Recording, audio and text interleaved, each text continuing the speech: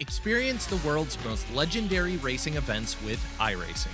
iRacing special events allow any member to compete in full-length multiplayer races based on some of the biggest events in motorsports all year round. Compete in virtual endurance races such as the Daytona 24, Spa 24, and the Nürburgring 24 Hours. Take on some of the toughest races on the NASCAR schedule, such as the Daytona 500. We have events from disciplines all across the racing world, from the Indianapolis 500 to the Chili Bowl, from the Bathurst 1000 to the Crandon Championship. Our endurance special events utilize iRacing's team feature, where members can sign up and race together on their own team, swapping drivers throughout the race. Other events utilize iRacing Super Sessions, where you're not only racing against those on track, but against every driver taking part. And as every race progresses, watch and feel the track change with progressive time of day, dynamic weather and rain, and dynamic track debris and surface changes. Take on your favorite discipline or try a brand new racing challenge with our biggest races of the year, the iRacing Special Events. Learn more at iracing.com/special-events.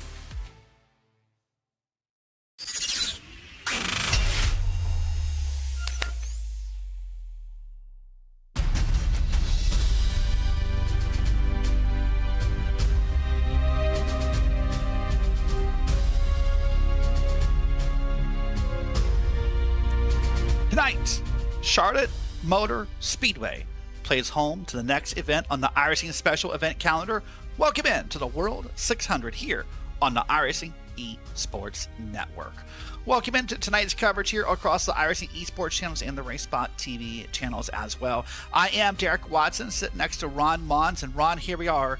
It's the longest oval event of the year. The World 600 is upon us. That it is one of the more challenging races on the special event calendar. It may not be the longest in time, and it may not be the longest when it comes to distance on the NASCAR calendar, though it is a remnant of an era gone by. Back in the 60s when this event was first held, it was an endurance race. It still is to this very day. Drivers through the decades, legends through the decades have been made here around this racetrack. Drivers have been tested through the centuries as well. It is going to be a heck of a lot of fun. I'm really excited to see what this special event has in store. We've had some killer races over the past couple of years, and I'm sure tonight is going to be no different. I mentioned this as a part of the iRacing special events calendar. Let's go ahead and take a look at that and see where we are on that calendar as the time progresses on. Of course, we've had two back-to-back weeks of the Indy 500. This week is the World 600. We'll wrap up the month of May next weekend with the TCRs, so the 4 hours of Thruxton. Moving to the month of June, where you'll find the Watkins Glen 6 hour. And actually, I think the Firecracker 400 falls in maybe that July area. We'll take a look at that. But you see the calendar on here, Ron. If you love ovals, road course racing, heck, there's some dirt racing later in the year. There's the Chili Bowl, the SCCA runoffs. There's the Brit Car 24s new this year. No matter what kind of racing you want to do, there is something on this calendar for you. You know, looking at that special event calendar, I cannot pick a favorite. It's like trying to ask a parent to pick their favorite child. I look through that calendar. The iRacing Chili Bowl in 2024 was my first ever special event broadcast way back when.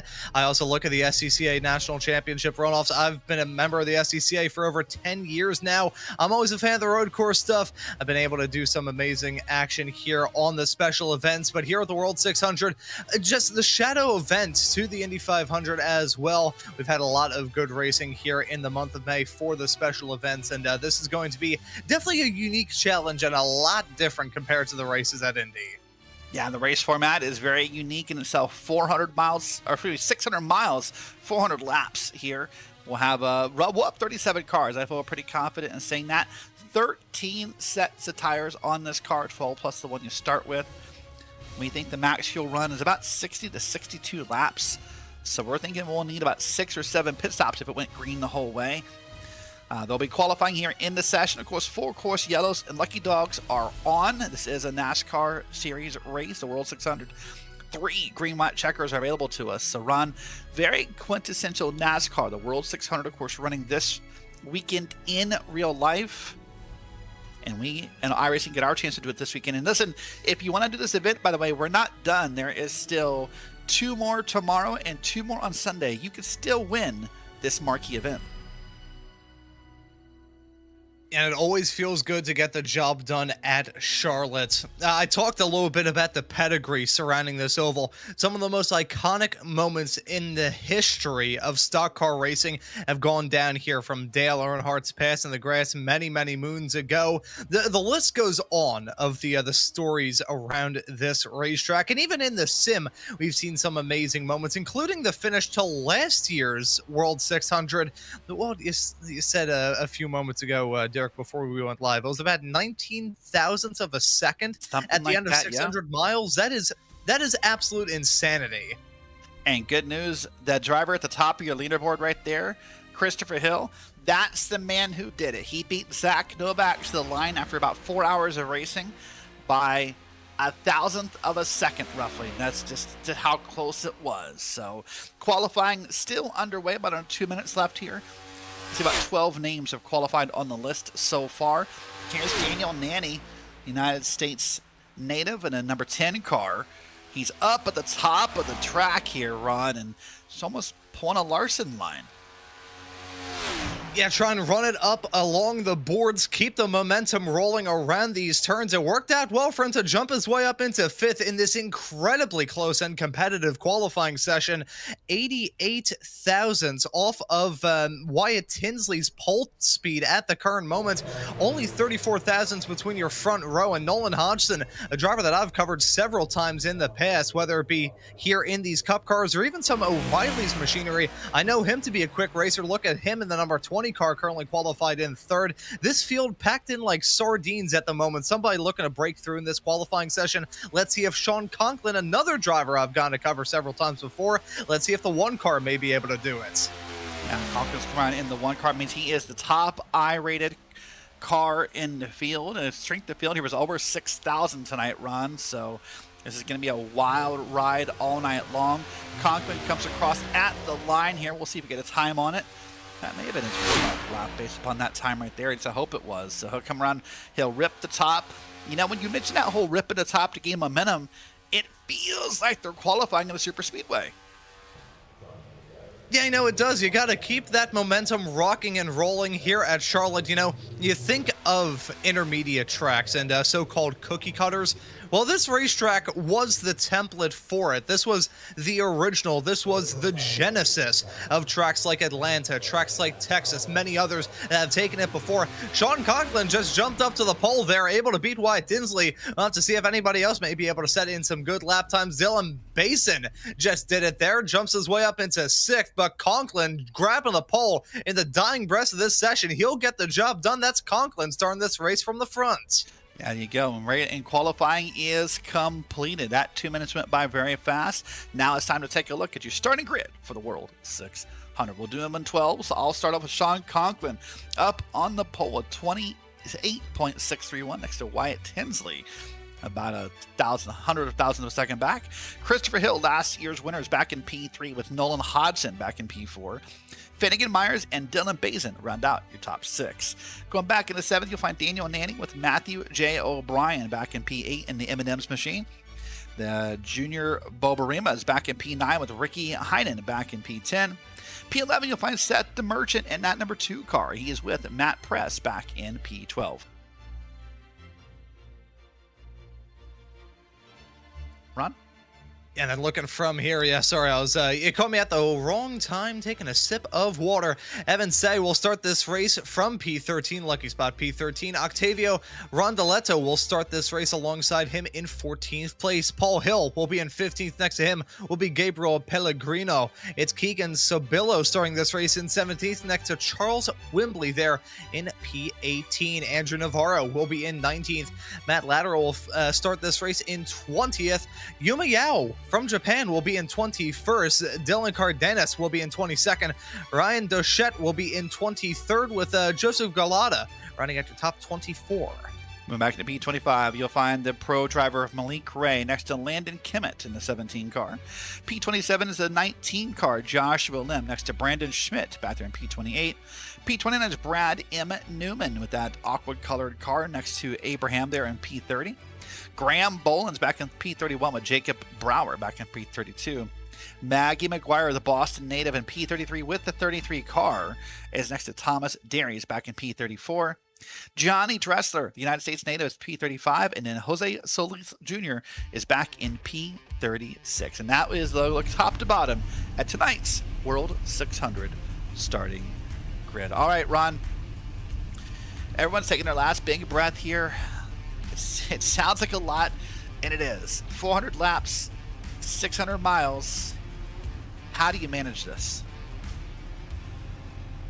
See, I would say, considering this is an endurance race in the NASCAR world, these drivers should probably handle it how the usual endurance races go in the special events on the road side of things. Set little benchmarks, set little milestones. Thankfully for these drivers, they have the stages to break up the action. 100, 100, 100, 100. Break it up by quarters. It may not seem like the greatest deal in the world to us on the outside, but racing drivers always like to simplify the equation in their own head.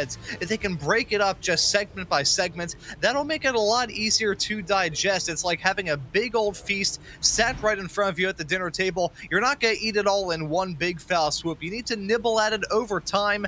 Yeah, if you take it all in one big bite, you're going to fill yourself up way too quickly and you won't have room for dessert. Well, speaking of big bites and food, I hope you're having a great start to your Memorial Day weekend here in the United States. Whether you're watching on Twitch, YouTube, Facebook, or having a watch party with friends, it is time to start the longest NASCAR race of the year. Happy along for the ride, Derek Watson, Ron Montour, Ramiro Cisneros pushing the buttons. Let's get ready to go racing from the home of NASCAR at Charlotte Motor Speedway.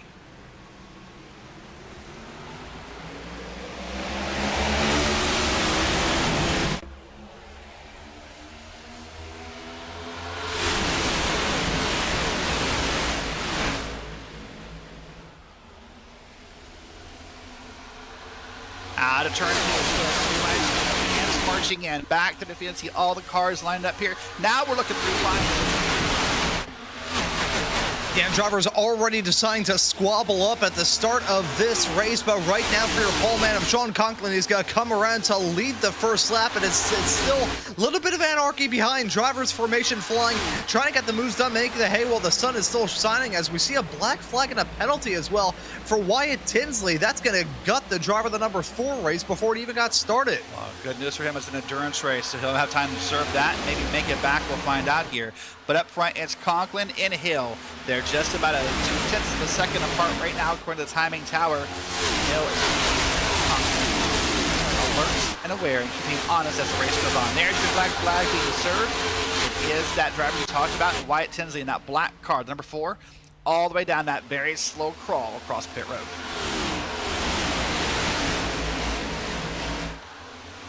And that is going to be absolutely gut-wrenching. But as you said a few moments ago, Derek, he still has a long way left to go. Can't get too down in the dumps about a penalty in the first 4 laps of a 400-lap long race. Although, if you want to be a mathematician about it, you could say, oh, we're already this far down, we're 100th of the way into this race, it's going to suck. No, you've still got a long way left to go. Can't be down the dumps quite yet. You see on your screen there, 2 wide racing between the 29 and the 10. That's the battle for P7, 8, 9 on back on your screen here. That is the number 12 car, Seth Merchant, working his way through. 2 car parts, Seth Merchant working his way through. He's now to the bottom in front of Daniel Nanny as he came out of turn number 4. Yeah, and riding on board with the driver of the 10, looking at that roller coaster ride, heading around this racetrack and looking at the rush hour traffic, not only in front, but looking at that mirror, you can see it right behind. It looks like formation flying, as I said a bit earlier on. Drivers still going side by side, trying to get these moves done early. Is when these drivers feel freshest. It's when they feel the bravest as well. As look at Tyler Lateral trying to get a move done there in the number 6 car. He's currently holding on to the final spot inside the top 10, looking for a little more. For a little more as everyone in D here is starting to single file to pull it out a little bit here. Being mentioned right now, tires are just up to speed. The track is pretty new, and everyone's trying to find a way. Speaking of finding a way, that 6 car in the back of your screen, Tyler Luttrell, already up 10 spots on the day run. And that's a fantastic charge at the start of this race. Gotta imagine they're feeling good in the short run. Gotta wonder, though, whether or not they're gonna be feeling the pain a bit later on here in this event. We think about the World 600. We think about the prospect of having very long periods of green flag racing. So if that car is struggling in the long run, expect them to drop down like an anvil pushed directly out of a helicopter.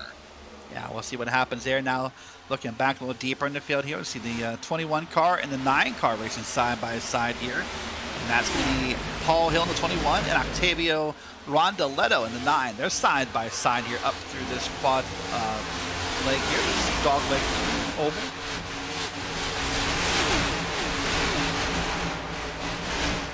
As you can see already, drivers starting to get a bit experimental, running some lines here around this racetrack, trying to figure out what works, what doesn't, what may be good later on here in this race, what may be tough. These drivers are going to have to stay on top of it throughout this race as well. It's the longest race of the NASCAR calendar. You are going to see this racetrack be completely different at the start like it is right now.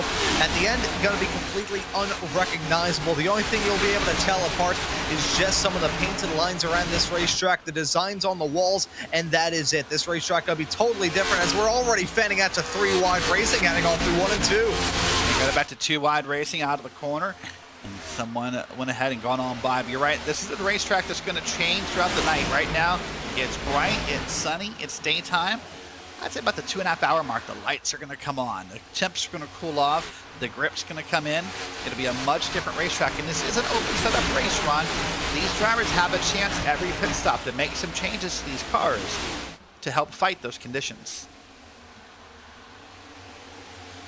And as much as I just said that these drivers will have to stay on top of it, trying to change their driving style, they will have to be on top of it when it comes to just changing their cars as well. That is a brilliant point that you bring up there, Derek. From my own experience, having been a driver in karts for many, many moons, where the setup is so dependent, trying to get tenths or thousandths of a second between you and your competitors, you always have to try and find those little margins. And for drivers that can nail the setup throughout the race, they could be golden. As we right now look at Junseo Lim in the number 19 machine there, of course, rocking the Kyle Busch tribute scheme. We heard the tragic news just 24 hours ago on the passing of Kyle Busch. Many of the drivers out here racing for Rowdy, pushing for Busch right now, trying to get a race win here, and we all know who would probably be in honor of. Everybody wants to get that win, and we all know who they're trying to win it for. Been a heavy weekend. We'll talk about that in just a moment here, but right now on lap 12, we're pushing along, and we're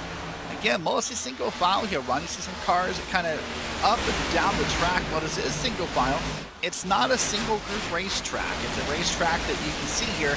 Drivers are trying to find more grip, more speed, and more anything up and down this track. It's while we might be single file down the straightaways, through the corners, we're fanning out pretty wide.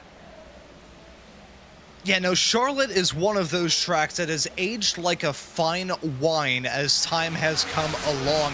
I looked at some of the other footage just a couple of weeks ago. I believe there's a karting event that was going on down there in the infield off through 3 and 4, and somebody was filming the way the banking looks. You can see it's all cracked up. It is a really old surface, but that's good for us race fans. We always enjoy that Mid-Atlantic region.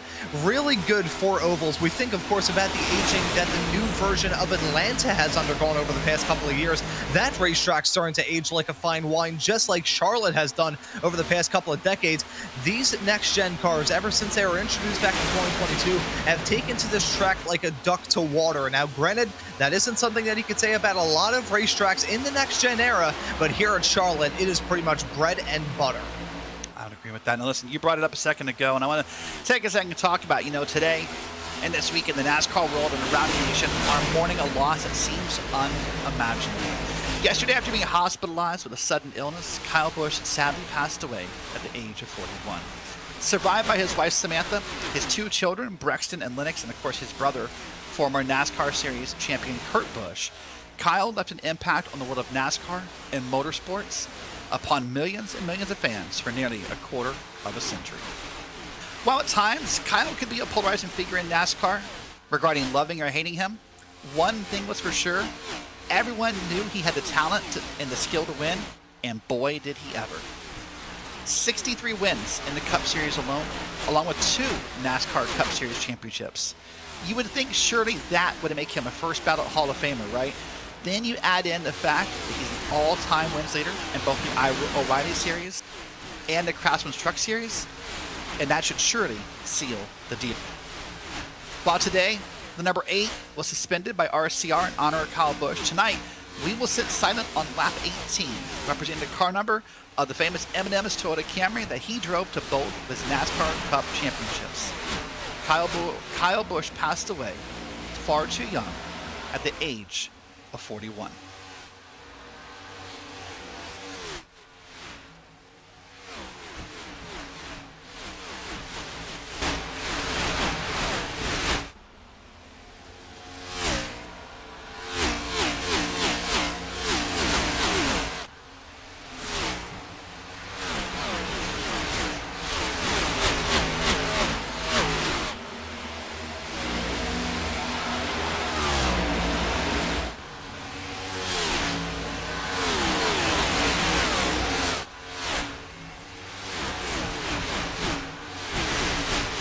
Ron, it seems fitting that we race this race tonight because this is a race that Kyle won back in, man, I started saying not too long ago, but it has been too long ago. Been about, I think, 7 or 8 years since Kyle won the World 600 in real life NASCAR and sort of just notched off another win off of those 63. But it's fitting these guys. You said some of them are racing for Rowdy. I've seen that hashtag go by in the YouTube and Twitch chat.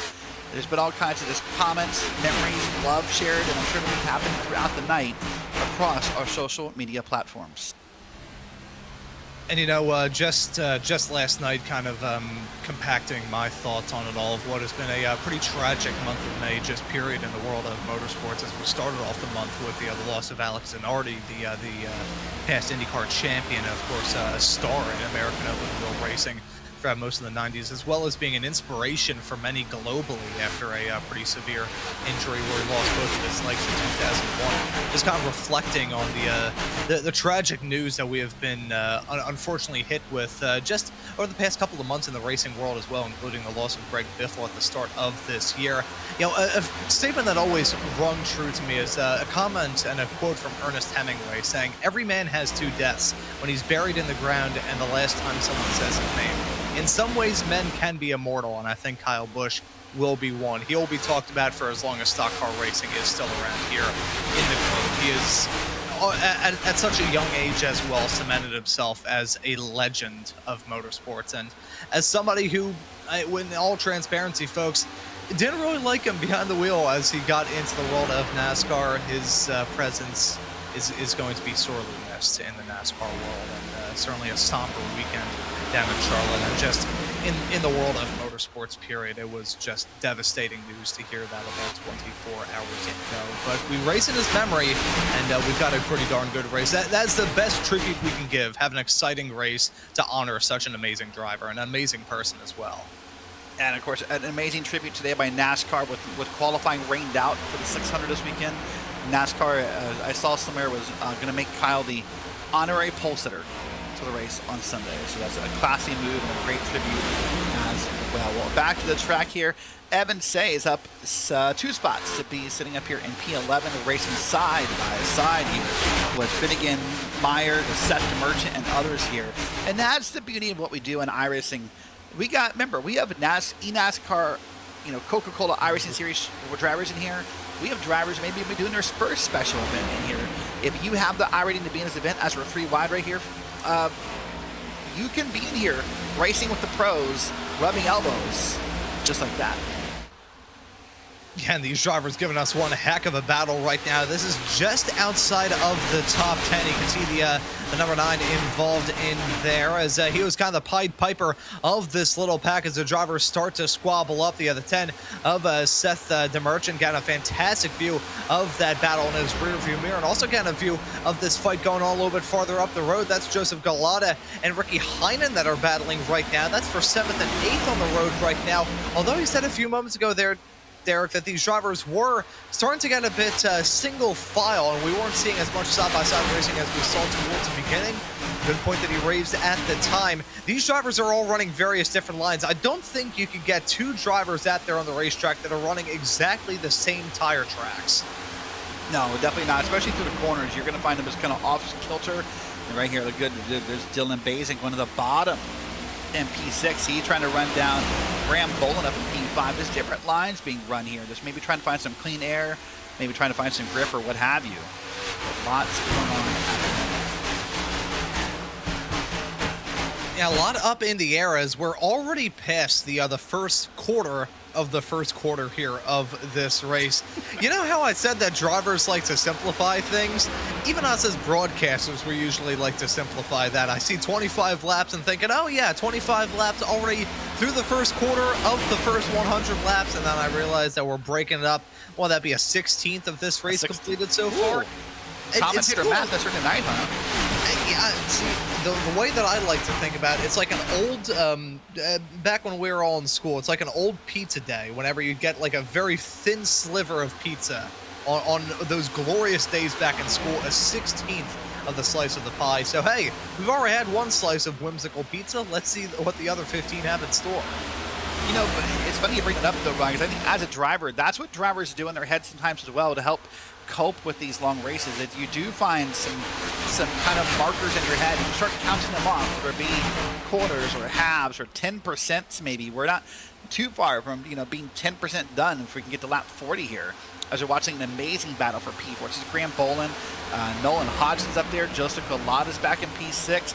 That purple car of Graham Bolin's under attack here, but as a driver, they also like to break this down sometimes and kind of help keep things kind of live, or feel like you're meeting your goals, right? You do small incremental goals to help you get there. So we're almost 10% done. That's what some of these drivers may be thinking.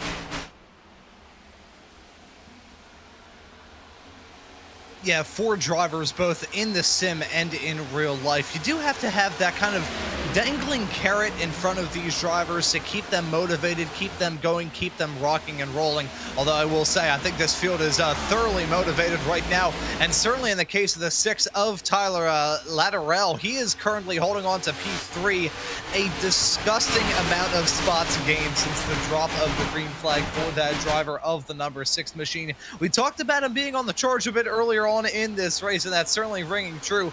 17 spots gained since the drop of the green flag. That is absolutely fantastic. But the 31 of Graham Bolin also up a pretty significant cut of the way as well. Many of these drivers maybe didn't just skipped out on qualifying. We didn't see a lot of drivers set times, just scything their way through the running order right now.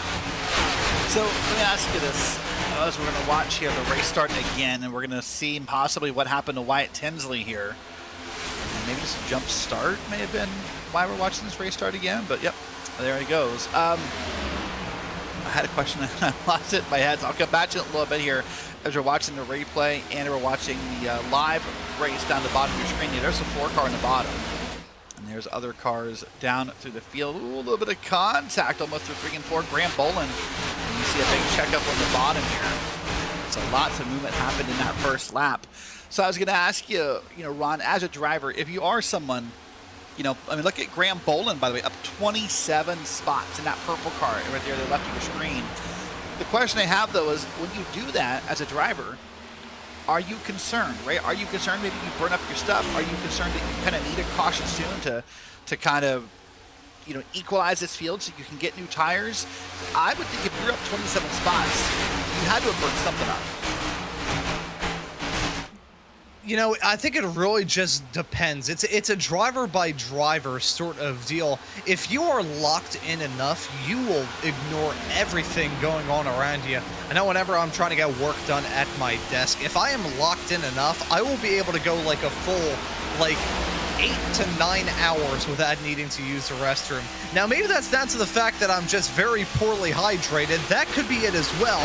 But if you're locked in enough, you can pretty much ignore a building being lit on fire right around you. There's a lot that you can just completely ignore if you are focusing on the task at hand enough. And so in the case of those drivers that were able to get some moves done, now there's no denying that their tires are probably worn down to the canvas, or will be very, very soon. If they're so focused on the drivers that they're running around, they may not even know until it's too late. Yeah, when they start to fall back through the field, maybe when that finally happens. So. All right, well, here we are, working lap 36 of 400. Happy along for the ride. Derek Watson with Ron Mons and Ramiro Cisneros providing you the Friday night top split open coverage here of the World 600. Starting to hear the radios get a little chattery across the service here, but nothing too major. Drivers kind of chirping back and forth here, Ron. And this is Finnegan Myers on your screen in the 16 car up in P11. He's up 6 spots on the day.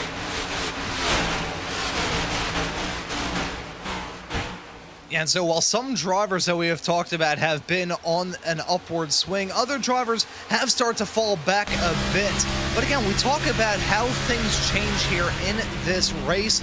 You could be struggling at this point, but once the nighttime rolls around, the sun sets, and the lights start to illuminate around this racetrack, you may see some drivers and some cars that just, seem to be completely done for in the opening half come alive as the race enters its closing stages. I think back to this race a year ago in real life. Nobody was really talking about Ross Chastain in the early stages. It was all the William Byron show. And then as time rolled along, Chastain's #1 car began to heat up in the night, and he was able to get that race win when it was all said and done. It doesn't matter what you do in the opening stages, you just have to be there at the end. It is a commentator trope. We say it so many times. I think we should be paying royalties to the breeder that raised the dead horse that we keep on beating this point in about. But you've got to be there at the very end. So don't get your head hung too low about some performance struggles going on right now. We're not even a tenth of the way through this thing. Yeah, we still got plenty of time, just about at the 10% mark of the race here. It's Sean Conklin, Christopher Hill, Tyler Latterell, Graham Bolin, and Joseph Galata, your top 5. And other than Sean Conklin, remember he started on pole and he's led every lap so far. There's been movement up and down the field. Hill's up 1 spot. Latterell's up 17, Bolin's up 27. Heck, Joseph Galata's up 19. So there's been some fast chargers here across the field here in the World 600. And of course, with that has to come a few people maybe are down. Matthew O'Brien's down 16. That's a big one. Matt Press is down 17. Daniel Nanny, we saw earlier, is down 20 plus 23 positions to be exact here. So it's a lot of drivers here who I think we're seeing the difference of short run, long run. And if this stays green run, I think they're all going to meet somewhere in the middle eventually.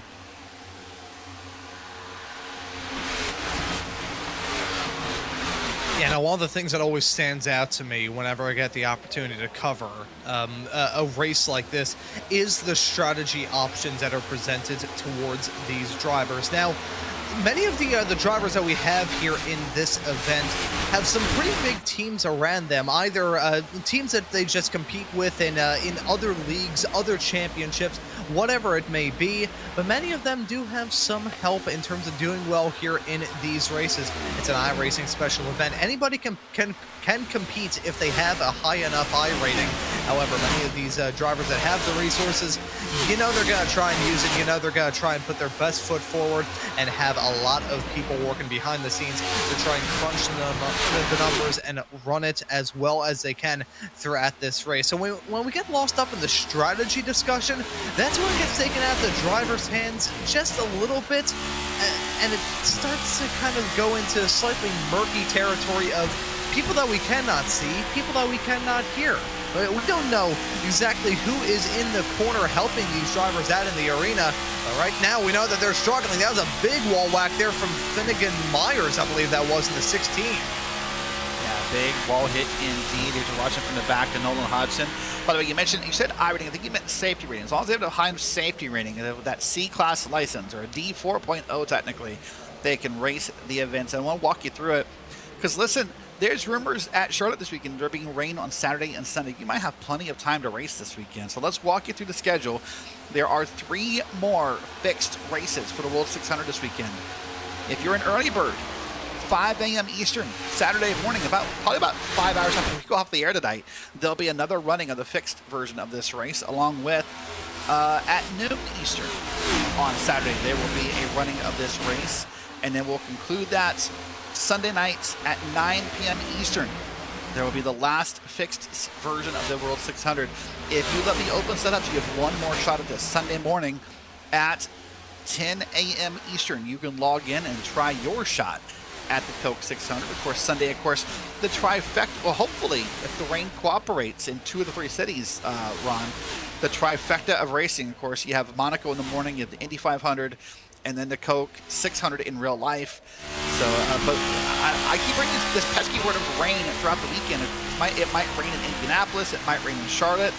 This might not be a trifecta weekend. Yeah, and unfortunately, the trifecta weekend is not going to happen this year as well. I am still, I'm not going to say disgusted about this, that F1 changed the calendar. They're racing in Montreal this weekend. Oh, that's right. That's right. That's the Monaco F1M. I do love me some Circuit Gilles Villeneuve up there in Montreal. Of course, NASCAR ran there back in the day, and there are some rumors that NASCAR could maybe return. Who knows? Only time will tell. I know they rumored it last year about it coming around this year, and then they rumored it about next year, so maybe it'll just kind of be a perpetual cycle until it finally comes into being. But either way, though, it is my favorite weekend of them all. As somebody who's lived and breathed racing ever since he was a toddler, this is my Christmas. I'm sure it is for pretty much everybody else in the racing world as well. Yeah, so hopefully get all the racing. You're right, I got the wrong M. I forgot we changed the M to Montreal, if you will, and we got Monaco moved out of the way there, so keep that in mind. Dylan Bazin, by the way, is up here running in P4. Fun fact, Dylan's already done a 600 this week, Ron. If he completes this tonight, he'll have done 1,200 miles of racing. So I guess you could say he's the guy who ran 600 miles, and he's the guy who runs 600 more. There you go. Yeah, on time together. That's what it's about. That is absolutely perfect. It's a good thing we didn't go any longer with that, because I have the singing skills of a ferret, but I digress. They're nearly fanning out to 4 wide as I had their way off through turn number 3 and 4. You know how I said that even with these tires starting to fall off, these drivers are still going to try and cook?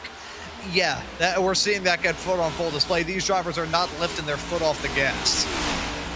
No, they're not. And keep in mind, according to our opening graphics, we believe that the pit cycle here is somewhere in the realm of, let's say, 62 to maybe 65 laps. So we're not getting too far from our first set of pit stops. And what comes to my mind when I wonder about is how many drivers practiced the green flag pit stops. It's kind of become this unknown in your race. If you ever get a green flag pit stop, you hope so, but not everyone practices it. And I'll tell you what, buddy, you can tell who does and who doesn't, and you can gain time on and off of pit road if you know how to do it. Yeah, it's usually discussed in reference to the super speedways, how treacherous the pit entries can be. But I think on these intermediates, that is where the pit entries are the sketchiest. Having to woe it up and slow down as you head your way off through the high banks. We've seen our fair share of drama on pit entry on intermediates. We think about the 2020 NASCAR Cup Series race at Texas, when I believe it was Quinn Hoff that had an incident on pit entry. JJ Yaley had an incident with Mark Martin here at this racetrack way back in 2006. Pretty nasty shot for Mark Martin, wrecked some race cars in the process. I've seen that happen before here on iRacing. Doesn't even, it isn't just limited here to the intermediates. It isn't just limited to the oval sphere either. There are so many moving parts with the pit stop, even more so here in the stock car side of things, with drivers not having a pit lane speed limit or having to match the revs, hit their marks, and try and get a road up from Mach 10 out there on the road to about what feels like 2 miles an hour after the blistering speeds out there on the racetrack proper. There's a lot of different things that these drivers are going to have to ace every single time they come down pit lane. It's basic human nature. Everybody makes mistakes, but everybody wants to be picture perfect here. And to give you the idea of what Ron's talking about, we're going to go 170, maybe 180 miles an hour under green flag conditions across this racetrack. You're going to go 45 down pit road. That is the equivalent of like being like, I don't know what, like Usain Bolt to a baby crawl is what it feels like inside the car. Yeah, that is pretty much what it is. Whenever I see a racetrack on the road side of things at bottlenecks like insanity, I always say it's like going from a highway to a small little alleyway as the driver's trying to pull off a pass in the grass there, breaking away from my analogy. That was Ryan Duchette, who's trying to get a move done there. He's looking to jump into P13 in that number 13 car, looking for a nice around 10 spots gain since the drop of the green flag, but this fight is still on with that number 35 Conti machine right there on the high side by side off through 3 and 4. Who's going to yield? There's a couple of great battles. Also, there's a quasi battle up front, Ron, or I guess maybe there was. Sean Conklin just lapped by it. Tell there's a car spin around in the Legends Oval. That's Abraham Vela in the 26 car. He's now in the back of the field here, and he's probably also going to have a black flag to deal with, I would think, based on where that car was spun around. So he'll like that to come down again, and that would be an unsafe entry under green. That's going to be a stop and hold on top of his pit stop. So we'll wait and see how that plays out here. Here's the one car in Sean Conklin, by the way. He was just in a battle of his own with sorts of Wyatt Tinsley. But let's watch this replay here. What happens to this green car? It was just there in the back, a shot as he headed his way out of turn number 4, and he's going to tag the inside barrier there as well. You don't think that would be a significant damage, but looking at the car afterwards, you can see it there. Looks like he slammed directly into a fire hydrant. The front end of that car is dented in quite severely, pretty much just forms a W shape with that front bumper. Now, I'm not sure how badly that car was handling beforehand, but I can imagine it'll feel like what that car is feeling like right now might make the previous struggles seem like the car was factory fresh. Again, of course, that penalty won't help anything either. But up front here, this is the battle for the lead on lap 58. Let's watch Abraham Vela one more time. He's just going to lose it all on his own.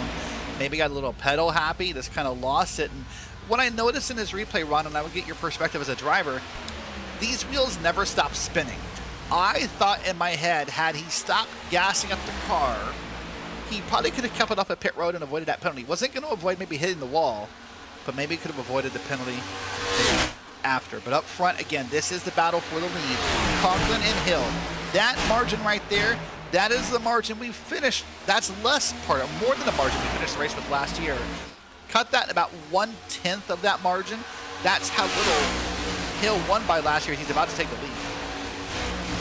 And so for the first time here in this race, Sean Conklin really feeling under pressure. The 5 of Christopher Hill trying to get this move done side by side as they headed their way off through 1 and 2. Conklin still ripping it up on that high side. Right underneath him, that's Christopher Hill still keeping him honest. One of these drivers is going to have to yield because side-by-side racing for an extended period of time here at Charlotte is just the equivalent of drivers tying an anchor around their ankle. Who's going to have to back out of this first before the likes of Tyler Latterell and Dylan Basin catch up? Seeing the number 26 of Abraham Vela come down pit lane to serve. Actually, no, again, some damage repaired there as the 5 still not able to clear the 1. That's going to be the penalty right now for Abraham Vela, this 40-second penalty plus his pit stop. So it's going to be a moment before he's even able to do much more. But let's see how long he is in the pit box here. They're still side by side for the lead, and Christopher Hill will lead a lap. That will be maybe the first or second lap that Sean Conklin has not led of the first 60 laps here. And I want to remind you again, the pit window is open the next few laps here. Let's see who comes down pit road and win as we just get him cutting off the nose of Sean Conklin. And this is getting real dicey at the moment. I'm liking this racing. It's pretty exciting. And Sean Conklin, again, feeling more pressure now than he has done ever since we grabbed the green flag. He grabbed that pole right in the final few moments of that qualifying session. And in the early stages, I wouldn't say that he was checked out, but he just kept the competition far enough away whereby he can kind of play with them a little bit. He can relax. He can have a good time. Now, though, being the rear gunner, he's currently locked in the draft of that 5 machine. I'm sure that 1 isn't liking it. I don't think he likes the sight from his windshield. I don't think he likes the way his handling's starting to fall off either. Sean Conklin not going to enjoy this run in second one bit. It's still pretty all right in a massive field of very competitive drivers but I know the competitor that Sean Conklin is. He's a very fast racer. He's proven that so far here tonight. You know that he wants that race lead once more, and he's going to stop at no end to get it again. We had the car on the bottom of the screen of Tyler Trail because the radio had tripped up a little bit, and I had thought that meant the trail was coming down pit road, but he did not do it the last time. He does not do it this time. So every driver is trying to map this out and make it last as long as possible. And Ron, the reason why you do that is you're hoping that all these laps you run now affects your pit strategy later. As we now see that there's Johnny Dressler down pit road. This will be the first car to pit under green that I think was scheduled. And there comes a call from Sean Conklin. He's pitting this time, so the pit window is officially open. And so now the pit stops begin. You brought up a fantastic point, though, Derek, as we see the drivers file in, including the number 20 of Nolan Hodgson trying to drop the anchors to get slowed up in time. Oh, as that's a driver slideways heading off through turn number 4. Somehow avoided the barrier. That was Ronaldo. Caution is out on lap 66, and this is going to possibly affect some drivers. All these drivers on pit road, they're allowed to be there, but they may get lapped before they get off of their pit boxes here. This will be an interesting conundrum to find out here. What's going to happen? Who gets lapped? Who doesn't? We'll find out in just a moment once we find the source of our caution here at the World 600. Well, Ron, we went commentator math. Let's just say, I don't know, 17.5% of this race before the first caution came out. Yeah, so we made some pretty storming progress in this race, and I gotta say, just about a mix of the best and the worst timing we could get there. As here was a spin for Octavio Rondaletto. This was heading off through the turn. I think he was trying to get woed up into pit lane. This is not the caution. Maybe. Oh my goodness me! You can see that close shave there against the barrier and against that pit attenuator there. The sand barrels of doom here on iRacing. I wonder if he downshifted a little bit too aggressively as he tried to get woed up, and the consequences clearly were dire. I don't think that was our caution. Not sure that was not too much on track. I would be surprised if it was. By the way, while you were going through the replay, I went back and checked my commentator math. I was that close. 16.5% of the race is done. I was off by 1%. You know what? For commentator math, that's pretty good. Oh, I have had some shocking examples of commentator math over the years. There's been some times where I've thought long and hard about exactly the numbers that I was going to say, and I clouded my entire broadcast booth up with the smoke coming out of my ears. Yeah, I've been there before. So pit road is open. Full sail pit stops underway. Christopher Hill, Dylan Bazin, Barbarona, Finnegan, Myers, and more down pit road. And you would have to think here, Ron, there's no tricks, no games, no anything. 4 tires and gas for the entire field at Charlotte. Yeah, no, that is the no-brainer decision. One thing I do have to consider here as well, Derek, about this pit strategy that's going to make it even more cut and dry is the fact that track temperatures are pretty much perfect for these cars. About 90 degrees Fahrenheit currently for the track temperature. Currently working about 78 Fahrenheit for the ambient in-sim time, around 7:09 p.m. So this is the time really to take advantage of the tires, use them up a little bit. This is a perfect window, maybe a little bit on the toastier end, especially towards the end of a stint, but with 66 I gotta say I am so thankful that we had that yellow come out a lap earlier than the new funny number, because I'm not sure if I would be able to stomach that.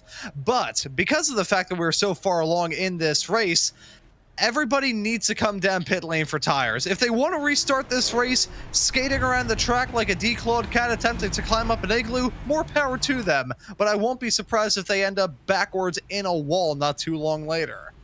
Yeah, all right. Well, here we go. Now, lots of drivers are going to be on different strategies here. Some just pitted.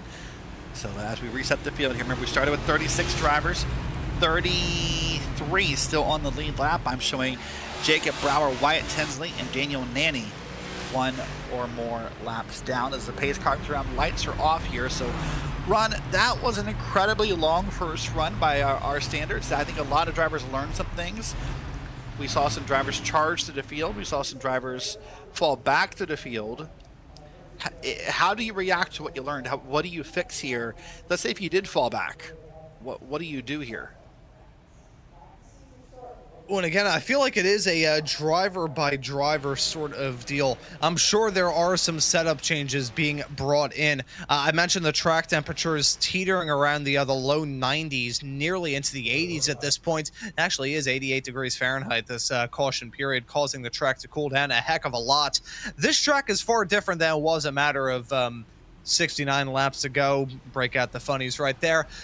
So these drivers are probably going to have to change their driving style a bit, along with changing their cars. It is a constant game of management for these competitors. So it really all depends on where the driver feels like they were lacking the most, whether or not it is in that driver department or whatever the deal may be. As that was the incident that put us under yellow. Now Jacob Brower around the number 32 machine, a wild moment as he headed his way through there. And he got hit by 2 cars. He certainly did. We're back to green flag racing, and by the way, here at Charlotte, we were watching the replay, and the pace car snuck off without us here, so here we are back to green flag racing. Christopher Hill, Tyler Latterell's up there, Dylan Bazin, Malik Ray, and more. This is the incredible Hornets Nest of racing. What we're going to do, we're going to take the world's leading simulator, and we're going to let you experience what it's like inside the car. We're going to sit back, we're going to turn out our microphones, we're going to turn up the microphones on the track, and we're going to go race spot fan immersion for the World 600.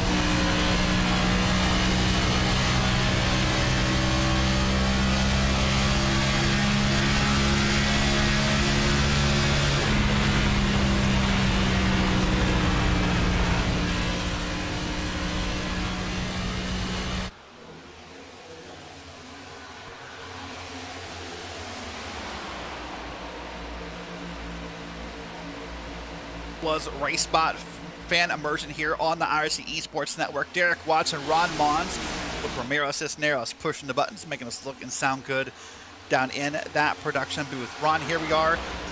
Well, I guess now we're 3/4 of the first quarter. Do that math for me. I don't want to cook my brain cell. Gerald has done me very, very well over the years. I don't want to put him on the hot seat here. We'll say, though, in this restart period, we've seen some really interesting things develop. Not only do we have a battle for your race lead between the 5 of Christopher Hill and the 6 of Tyler Latterell, we also, as we were riding on board with that driver, the number 15 of Malik Ray, I heard some clutching and coasting, some pretty heavy fuel saving. You talked about these drivers trying to make inroads every single stint, so can snowball throughout this race, and come time for the end, they could be on easy street. We're seeing that get put on full display. Man, look at that battle, side by side, door to door with Hill and Latterell, and there goes Latterell. Now he's going to charge up at the outside of the track, try to get in a tremendous run off the corner. He will. Hill's going to try and give him a little dirty arrow in the back quarter panel as much as he can. And again, they're side by side, door to door, wheel to wheel, through 3 and 4 here on lap 77.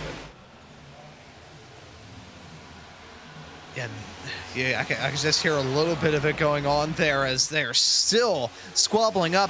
Dylan Basin in that number 8 car, he's getting a fantastic front row seat to all of this right now. Not only is he thoroughly entertained, very excited, he's maybe smelling a little bit of blood in the water as well. These drivers are competitors, you know, they're going to try and go for the moves every single opportunity that they can. But Dylan Basin just allowing these drivers to throw bare knuckle fists at each other, allow them to just use up their stuff a teeny tiny bit, and then once they start to drop down, you know that he's going to come in and try and take a nibble out of the both of them. You can see them also make contact there as they head their way through the quad oval.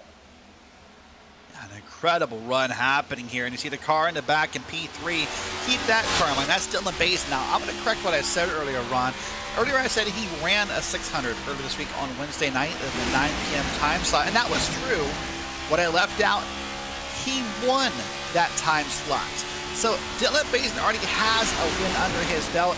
He wants a second one. He wants to win 1,200 miles if he can this week. And heck, remember, there's more times he may run it more than twice. Who knows? Oh, and I talked about Dylan Basin being a competitor that I have covered before here on the iRacing platform. It's in a series that runs, full-length NASCAR Cup Series events, so he's probably going to be running another World 600 in just about 24 hours time. Not a part of the special event calendar, part of a league race calendar where he's been a pretty consistent driver in that series as well. So Dylan Basin at the moment getting some good laps right now. Maybe he's trying to set a record for the most amount of laps done at Charlotte in a single iRacing week. That would certainly be a record, because that man is going to know Charlotte like the back of his hand, probably more than a Charlotte travel advisor would. So I say, it almost feels like he's going to pull the double, doesn't it? Of course, we don't have the double set up in iRacing on the same weekend, but it wouldn't feel like pulling the double, I guess. He's going to get out into a 600 and do it again. It's about as close as he's going to get. But boy, speaking of the word close, this battle for P1 is still close. It's lateral, it's hill, and they are close. Right now, they are less than a tenth of a second apart from one another from front to back. They're that putty close side to side. They are racing hard on lap 82.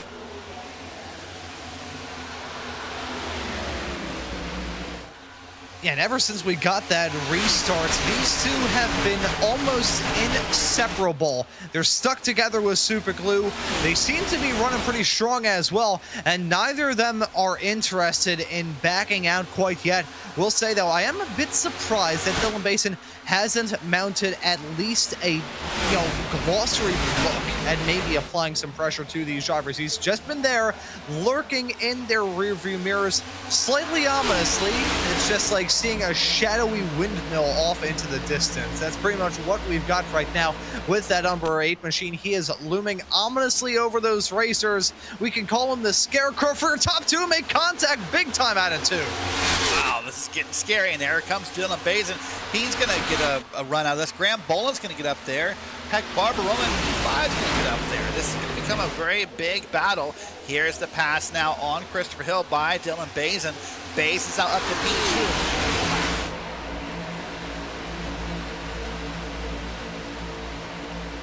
Yeah, I think that may have been the cold slap of reality for those top two, specifically for Christopher Hill. We always say here in this race to finish first you have to finish. He nearly wiped out his chances in the blink of an eye there as he went for it heading out of turn number 2. The thing is, this track, we've talked about it extensively throughout this broadcast. You can run a lot of different lines here, but you can't run different lines on the straightaway. So there is those merge points when everybody has to zipper in with each other. And whenever you're side by side through there, there's always a chance. There is a chance of contact being made. We saw that get put on full display with your, at one point, top 2 of the 6 of Lateral, who's still holding on to the race lead, and your 5 of Hill, who's now scrapping to just hold on to a podium spot. So as I was reading through the YouTube chat and the Twitch chat a moment ago, and I want to put you on the spot here to talk about it, there's still encouragements from the chat saying these guys need to save fuel. Ron, how do you race like this? How do you race door to door, side to side, wheel to wheel, and save fuel at the same time? See, it is a very fine line. In most instances, you don't. You just have to pick one or the other. If the other drivers around you are saving fuel, though, you'll be able to make it work out quite well. The thing is, when it comes to fuel saving in a highly competitive situation like this, you've got to be headstrong to do it well. Again, I talked about the matter of drivers locking in and being able to blank out all the white noise around them and stay focused on their agenda. If you're deciding to save fuel, you need to have that personal confidence as a driver and have your team be confident in the strategy that you're on to never waver from that. You cannot, back out of a fuel saving strategy halfway into it. It's half donkey. That's the way we can't say the actual word here, but you get the gist. That's pretty much what you've got to do here. You cannot half donkey a fuel saving strategy. I like the creativity. But speaking of teams, I do want to bring up the team aspect. Yes, this is a single driver event in the World 600, but there are teams involved here. And inside the iRacing service, you can have spotters and crew teams helping you in the sim, maybe making those adjustments in the car, acting as a spotter and whatnot. There's a few drivers. Dylan Basin has Ken Byron up in the pit box in the spotter stand. Octavio Rondoletto has Ramiro Rodriguez in his spotter seat. Finnegan Myers has Chase George. And those are the only three opting to use that live spotter feature. And I'd say, Rhonda, I'm a big fan of live spotter feature. I love spotting. There's nothing more comforting when you have a good friend you trust in your ears walking you through the race. It is just peak endurance racing in that moment. Yeah, no, there is that sense of comfort. You feel at ease having a real voice in your ear that can help coach you through a situation. Many of the drivers that you see either in the sim or especially in real life, a lot of them do have, either former drivers or friends, people that are close to them and know them as a human being, not just as a competitor, but as a human being, be able to work out well. As a little personal note here, right after I got out of the car, I had some pretty bad back disruptions towards the end. Decided to step away. Before I ended up selling my final carts, I would let my longtime rival and buddy, who I've known since I was about 12 years old, he would drive my carts. And I would always be able to coach him better than his own father for the simple sake that I knew him as a competitor. I knew how he ticked. We spend most of our teenage years playing mind games against each other to try and get the upper hand on each other. If you know how a person ticks, you can help them and you can hurt them. You can build them up and break them down. If you have a spotter that knows how to build you up and break you down, that is a fantastic thing to have here. It keeps you level, keeps you honest, it keeps you on your toes and keeps you down to earth here in this race where it's so easy to get lost in the sauce, for lack of a better term, and lose sight of the matter and lose sight of the goal as a wreck nearly heading into one. That was some smoke up against the wall with that white M&M's machine with the blue and the red M&M's colored over, of course, Memorial Day here in the States. And that almost got built up and broke down in a matter of a couple laps there.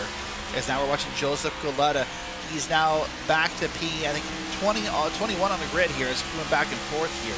Remember, he was up well up in the field earlier, Ron, and right now after that pit stop has fallen back a little bit here across the field. I want to note here we're just about 1/4 of the way. We can stop at the quarter. We're almost there to 1/4, almost a lap 100 of 400 here. Happier along for the rise. Goleta and the number 11 Wendy's machine almost got together. That was going to be a close ride right there. That was going to be Dylan Cardenas up top in the Wendy's right here. But look up ahead, man. Again, it's wrong to compare this to a super speedway, but with the way this traffic is kind of clumped together tonight, it kind of looks like it from his point of view. Like, what lane do you pick? I always say that super speedway style racing is a traffic jam. This isn't really a traffic jam. It's when you clear the traffic jam and everybody is, I would say, a little bit of stir craziness going on there. They're just a bit worried. They're always going to try and, overtake each other. They are sick of seeing the back end of the car that they have been behind for what feels like forever. So they're going to look to try and get the move done. That's pretty much what we've got here. These drivers, very easy to get a little bit frustrated behind the car. They're going to lunge it. They sense the opportunity to go for a move, and they're going to make it. For a racing driver, if you open up that window by a centimeter, they're going to want it fully open. They're going to try and fit it in. If you sense an opportunity as a racing driver, you're probably going to go for it. There's an Ayrton Senna quote that we could fill in here, and although that's probably used more often than not in the case of iRacing for drivers who just absolutely send it with no regard for their competitors, there is some truth to the matter. Drivers are always going to try and sense the opportunity, and when they smell a drop of blood in an Olympic-sized swimming pool, they're going to know what they need to do. Yeah, and they will. And here 3 wide again at Charlotte right here. This is Nolan Hodgson back at P22, and they get it. Oh, no, they don't get it worked out. There's contact, and we're off the wall. But I think we're okay for Nolan Hodgson. Saw that move live there. And, well, we're not okay because there was some comments made that I can't repeat across the iRacing Voice channel. Just a moment. And just kind of some conversation and justifications happening. Pretty common across the service. But I was going to say here, Ron, in the opening of the show, I called this the home of NASCAR. But in a lot of ways, if you're an iRacing oval driver, watch this wreck again, almost near wreck again. Watch the middle come up. That red and black car is going to come up. And there's your contact. They both hit the wall here at different points. But all is okay. I was going to say, this is kind of the home of iRacing in a way if you're an oval driver, Ron, because this really is almost like a day zero track on the oval side with the Ricky Street stocks and the different cars available to you. Every member has access to this track, and I guarantee you, if you've gotten to the point where you belong to the Top Split broadcast for the World 600, you've turned a couple of laps at Charlotte. Yeah, probably have driven enough around this place to drive from the Earth to the moon, or at least make a pretty significant dent in the journey. You brought up a good point talking about the street stocks. People often forget about those street stock races here at Charlotte. That is some of the most fun I've ever had in the iRacing officials. That is an absolute hoot of a combination. But whether it be, certainly in the case of drivers on the oval side of things, even on the road side as well. When I first started getting into iRacing, I cut my teeth on the Charlotte Roval, what I still believe is an absolute stunner of a racetrack. Bit of a shame that NASCAR isn't going to be running around there anymore, although the novelty did wear off. Wish IMSA would race there, but that's besides the point. But Charlotte, I completely agree with you. It is one of those tracks up there with, you think of the likes of Summit Point, you think of Okayama in Japan. There are certain racetracks on iRacing that are really, for lack of any better terminology, like an iRacer starter pack. Yep. Watkins Glen comes on. That's now a free track in the service, by the way. Watkins Glen up there as well. Speaking of up there, look up top. Our third different leader tonight is Graham Boland in that purple machine. He has made a pass on Tyler Batterell for the lead here. On the bottom of your screen, you're watching the battle for a P11 party, the 23 car. That's Evan Say. He's trying to run down Finnegan Myers, Landon Kimmett, and more. But up front, our third leader of the night is Graham Boland.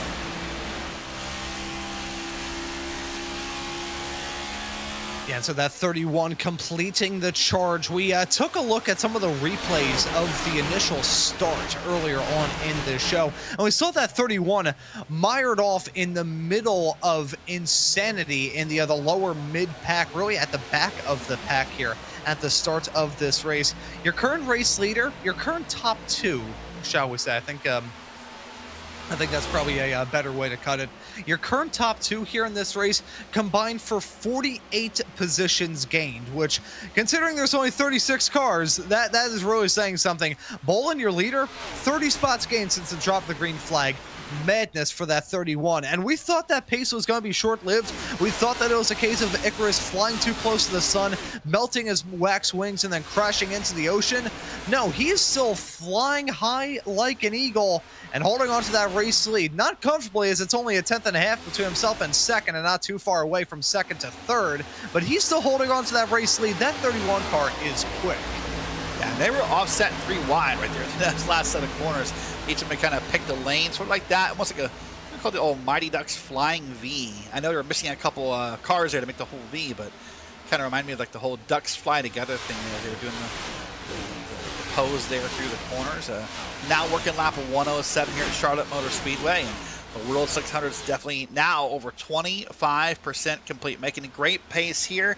Just under an hour of racing so far, Ron, and we are already 100 laps in. Yeah, it has been super duper exciting. These drivers haven't given us a single point to rest, frankly. Outside that one lone caution flag period that we have had so far here, expect more between now and the end. But these drivers haven't been taking it easy by any means. We have seen the side-by-side battles continue, driver from driver. The battles have been changing as well. Different names, different faces getting involved. Different names, different faces, trying something different. This track is still evolving as well. I know I keep going back to that point, but it is always something that you have to consider racing off into the night at Charlotte. When we were under that yellow flag period, I mentioned that the track temperatures had dipped as low as about 87, 88 degrees Fahrenheit. Now that we're back into a green flag run, despite the fact that we're knocking on the door just a tick over, in fact, of 7:30 p.m. in sim time. This track is probably as hot as it ever has been. 94 degrees Fahrenheit for the track temperature. That is on the upper end before the tires on these race cars start to melt. You say it's on the upper end, but remember you said 7:30 p.m. in sim time, virtual sim time, as I like to call it. But remember, we're not that far from sunset. I would guess, and I'll look it up in a second here, Ron, we're no more than an hour, maybe an hour and a half from the sun setting here at the virtual Charlotte Motor Speedway. So these temps are gonna drop fast. Yeah, we're pretty much just at the end of those high temps. They are going to sink down. Now, the temperatures, I don't think, are going to get too ridiculously low. I'll have to take a look at the weather forecast as we go throughout this race. But even if they drop down by 10 degrees Fahrenheit, that is still a huge swing. As we take a look right now, it's Finnegan Myers in the number 16 car. We take a look at this replay, following him off, heading into turn number 1 and 2. Has some side-by-side racing going on right up in front of him, and it spooked him into a half spin as he got clobbered big time there.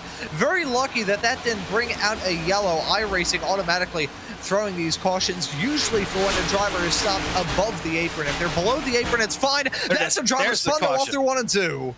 Yep, different wreck on the track through 1 and 2, as you said.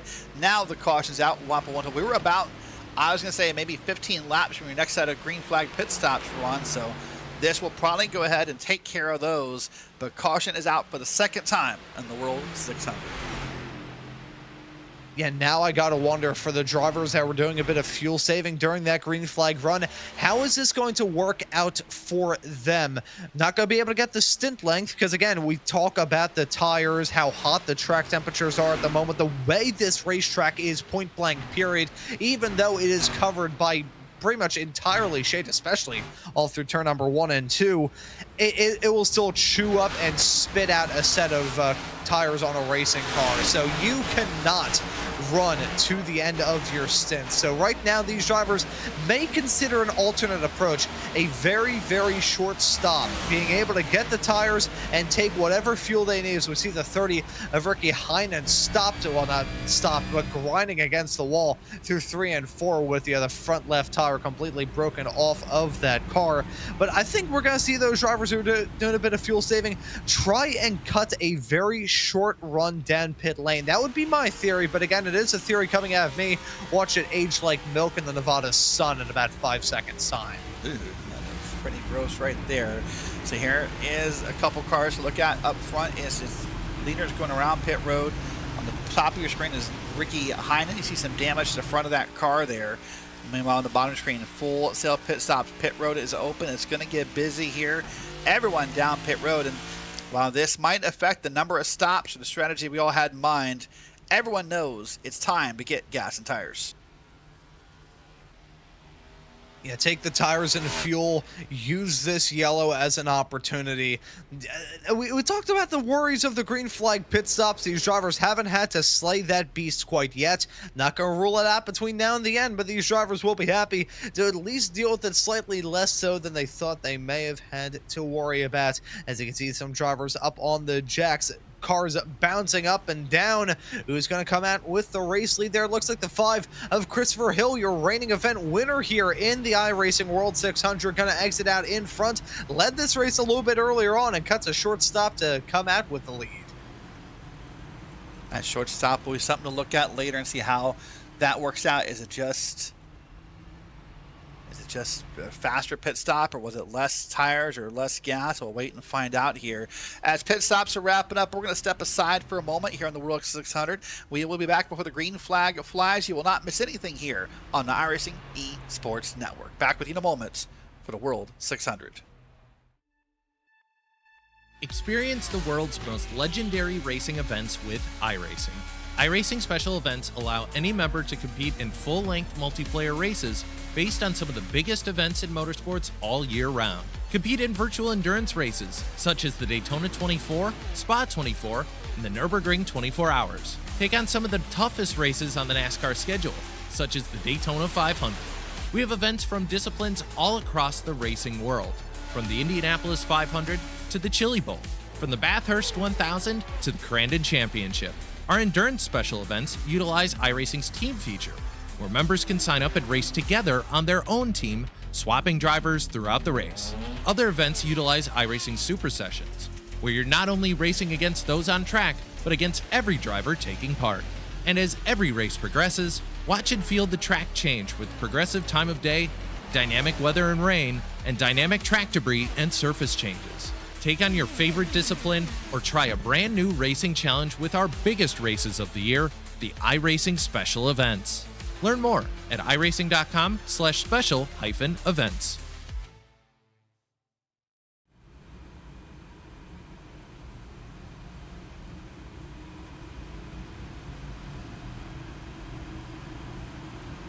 Welcome back here at the World 600 here on the iRacing Esports Network. Derek Watson, Ron Mons with Ramiro Cisneros pushing the buttons. And here's what happened again to bring out the caution as we watch it again. And just a wreck up ahead.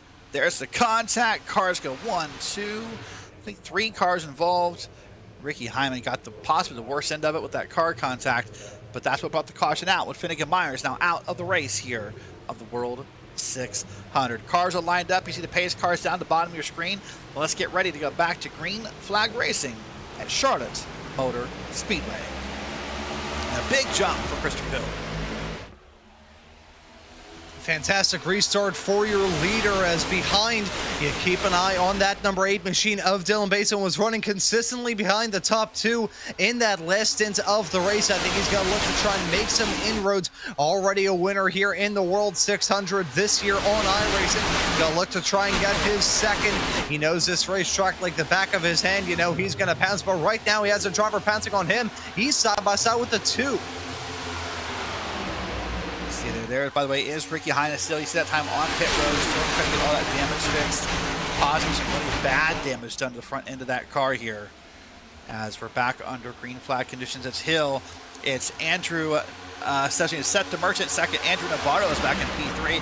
Dylan Bazin and Barbarima is back in P5. That's your top 5 here as we're working lap 117 components.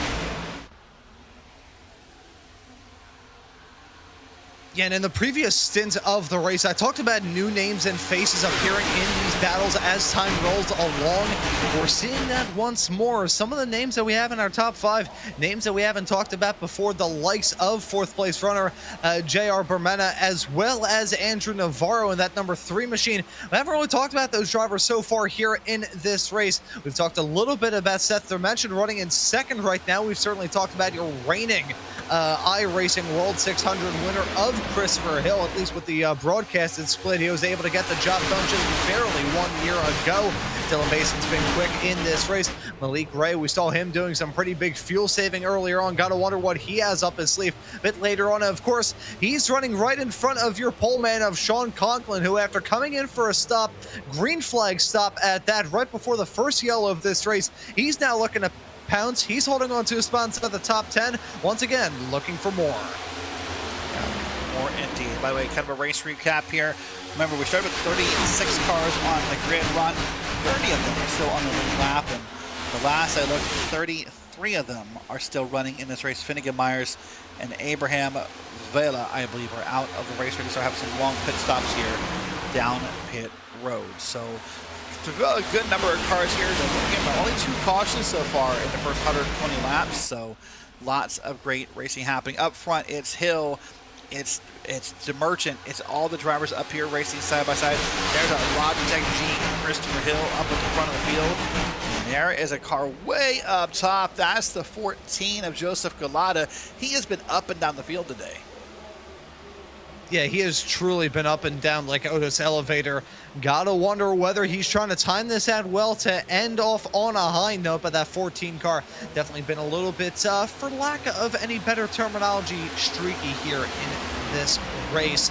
Currently holding on to 4th. Let's see how long he can. You know, talking about the other drivers that are on the lead lap, and the drivers have completely fallen out of this race. As it stands at the current moment, there are only 2, Keegan Sobillo in the number 27 car and Abraham Vela, both who ran into some incidents. As actually, I will amend myself, that was Finnegan Myers as well, as we have a yellow. Caution again. And I'm trying to see where it's going to be or who's going to be. I see Paul Hill falling down the leaderboard, as well as Thomas Darius. I'm guessing one of those or both of those drivers will be involved in this incident here.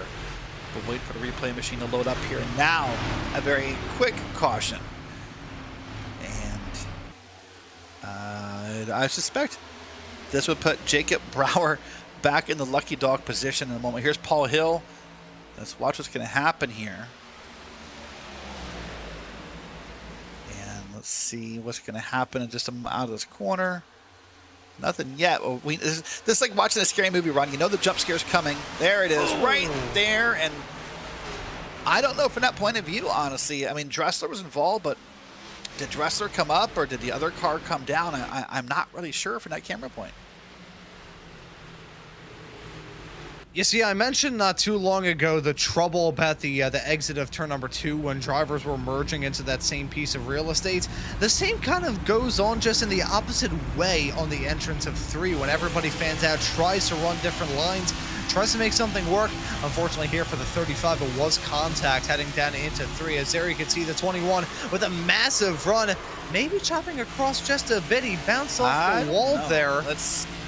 That's questionable. Like, I mean, from that point of view, it almost looks like the 35 is kind of squeezing. I don't know what I think of that wreck. I don't like the term racing incident. I kind of think typically that someone's at fault for everything. That's kind of how my brain works, honestly. Watch it one more time from up top. Oh, there's a different incident, actually. This is the one from earlier. But I don't know. That might be the definition of a racing incident. Yeah, no, I look at that, and the way that I always like to kind of judge it, I say that there always has to be somebody at fault, as you said. But if you can't really fully blame one driver or the other, I think it takes 2 to tango in a situation like that.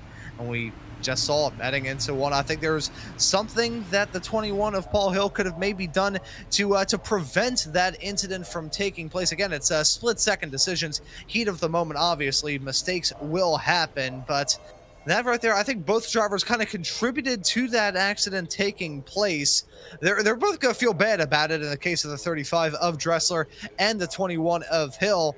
They just brought out a yellow. Probably the shortest green flag run that we have had in the entirety of this race. You know, before that incident went down, I was going to say that so far here, we'd only had just a handful of retirements. I looked back on this because I was curious.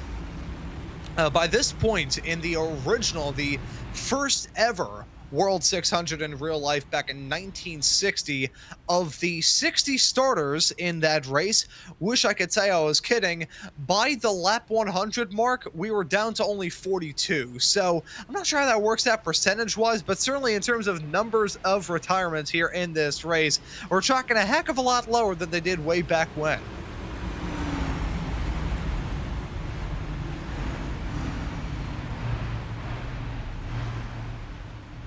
Well, Ron, if I'm a driver here, I guess now I'm starting to get a little scared just because We did 2 very long runs.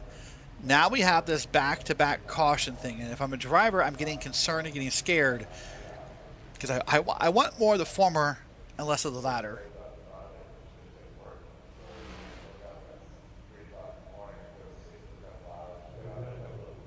Well, here we are lined up side by side down the back straight here at Charlotte. We're about to go back to green on lap 126. It is going to be Barbaroma, Evan Say, Gabriel Pellegrino up front, Christopher Hill's in 4th, Navarro's in P5. So here we are.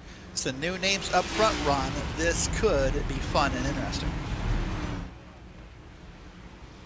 Yeah, this restart does have a bit of a different feel to it, with some new names, some new faces up towards the front.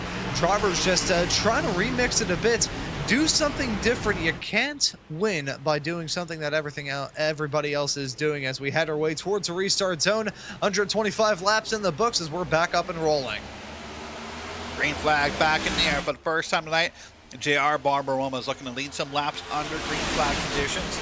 Remember, he qualified P9 about an hour ago, so he's helping to have a good run here up front. Got a big and massive jump on the lead here over Evan Say and the rest of the field.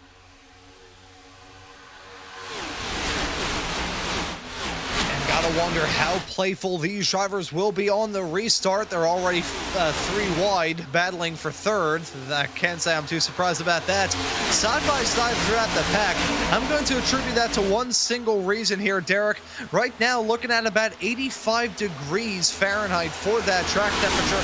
That's about as lowest as it has been. These drivers feeling better about their chances, feeling better about the grip. They know what they can do. They can lean on those tires just a bit more, and they're certainly doing that. As look at the 2 of Seth Dimension. That 2 car, I'm not sure about you, Derek. We've been kind of keeping tabs on him, but it's been a bit of an up and down race for that driver.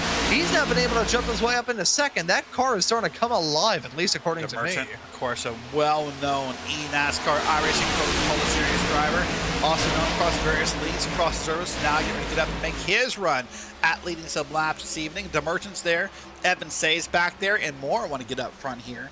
Meanwhile, on your screen, some different battles across the track. There's the 1 car we watched for a long time lead this field up in Sean Conklin. He's battling Andrew Navarro, Joseph Galata, and others. Now look up front. Is that Christopher Hill on your screen? Bomb script up front. Look at that. There's your new leader. Seth Dimension just made the pass to lead out of 2. And Ron down the back straight. It looks like we'll have a new leader at the line in Seth Dimension. Yeah, and DeMerchant, again, just coming alive at this portion of the race. Look at that, 10 spots gained since the drop of the green flag 130 laps ago. Now we will have to see if he can start to pull away.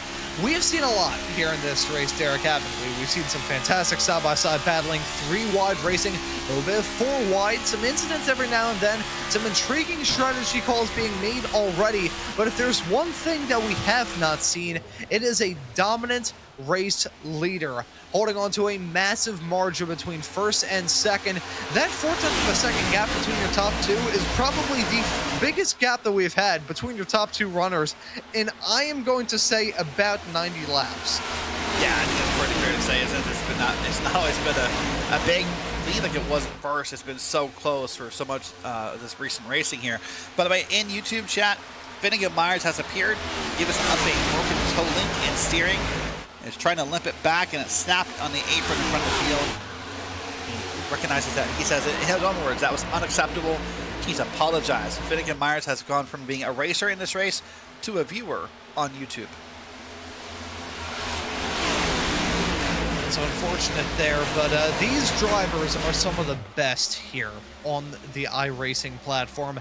They've been able to flex their muscles and prove their skill. They are brave, they are bold, they are super duper quick, and you can see every single decision that they make out there on the racetrack is it's given us one heck of a show here so far in the World 600 in 2026. Just saw a battle there for 3rd. JR Borinara, we saw him drop down a bit here now, restarted off towards the front, still running close, but it's P4 at the moment for him and may start to feel some pressure from either the driver that just jumped into P5 of Joseph Galata or Dylan Basin, who he's still side by side with. Maybe it'll be a wrench thrown in the works and Sean Conklin will break through. He's certainly got a fantastic view of that side by side racing in front of him.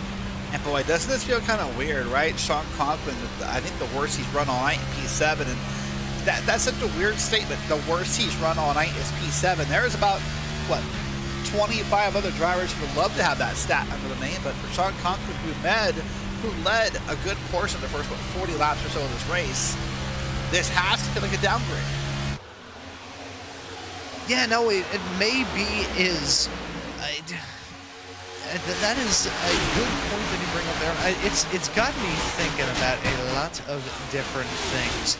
I mentioned off the back of the discussion you raised, this gut feel odd, but please hear me out. Talking about the spotters that these drivers have and keeping everything within perspective. Sean Conklin, I think, has a very level head on his shoulders, but I think he has a level head that's talking into his ear right now. He's been able to stay with it, keep his nose on that grindstone, lock in, insert phrase here. Underway slice at that #1 car has certainly not given up as he's now looking for 6th right now, side by side with himself and Dylan Basin. This is well-composed driving that we're seeing right now from Sean Conklin, never giving up in a 400-lap-long race. Everybody's going to have the moment when everybody wants to have that moment when they want to. Sorry, I got my tongue wrapped around it. That's the problem with me. I drink too much super glue in the morning. That's my bad. But the one of Conklin really able to put all of the noise aside and just focus on the driving. He's been able to do that flawlessly so far here tonight. He hasn't led every single lap. He hasn't led in about 50, but you know that he's got a very quick race car underneath him. Yeah, he seemed to have an incredible battle as the one car and just trying his best to get up and get involved and stay in this race here. Remember, I want to point it out, it's about now 7:50 or so virtual sim time. The sun sets according to iRacing 8:25 in virtual sim time zone. So we're about, I would say, 30 minutes from sunset here at the home of NASCAR and Charlotte Motor Speedway. Of course, a long time ago, it had a sponsorship deal. For a long time, we called it Lowe's Motor Speedway, and then the name reverted back. But it's been the home of course, the 600. It's been, of course, the home of the Roval for a few years. The All-Star race happened here for a good number of years, and so this is an amazing, iconic, I call it a quintessential NASCAR track here, Ron. And this is the temps are going to cool down, the racing get exciting, and eventually the lights will turn on.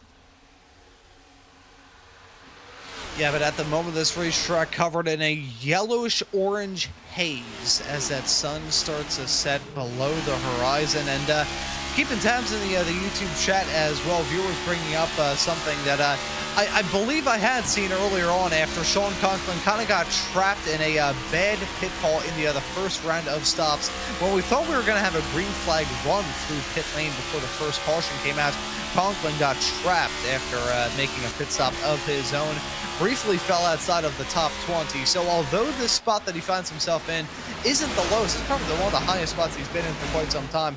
I think the point that I was still trying to make before I lost grip on the English language and couldn't spit my words out in the proper order, Conklin shown that he can stay with it here in this race. He has that mental fortitude to stay patient and realize, hey, this is a 400-lap long race. Doesn't matter what went down during the first pit cycle, as long as I could just make my way methodically through this race, methodically through this field, and keep my good race car clean and in tip-top shape.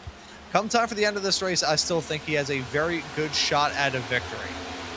And of course, here is one of the M&M's cars. We read the tribute earlier for Kyle Busch, and of course, many drivers tonight and across the weekend in iRacing, and I suspect in real life, running some form of a tribute to the driver of the iconic 18 M&M's Toyota Camry. And of course, in his later years, the driver of the number 8 Richard Childress racing machine.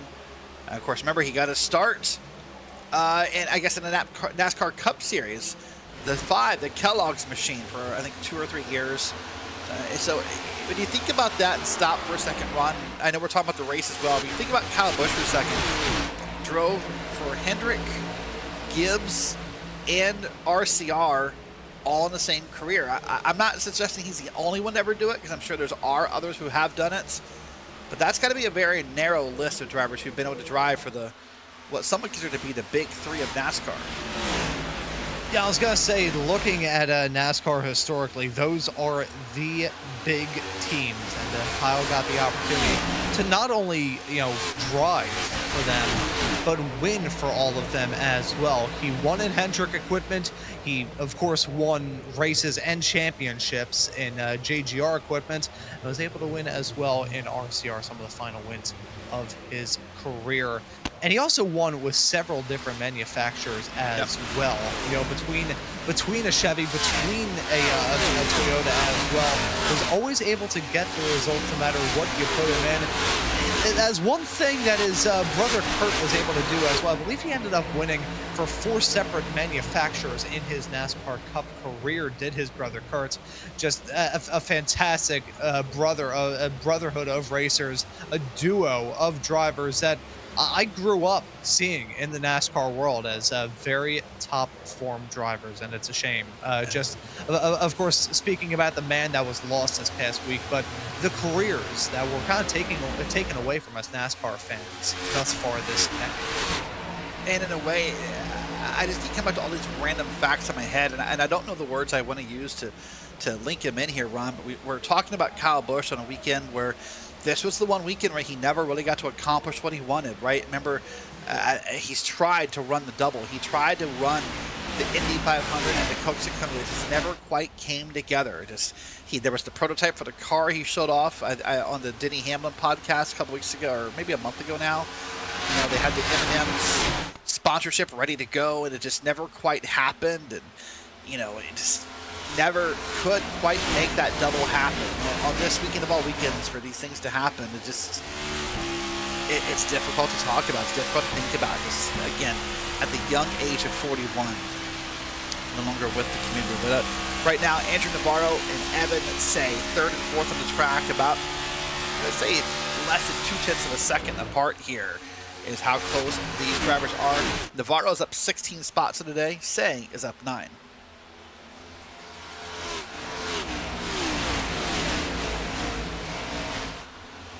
And we go on to focus about the drivers that have been able to get the moves done and, as we have already said, cut their way through the field.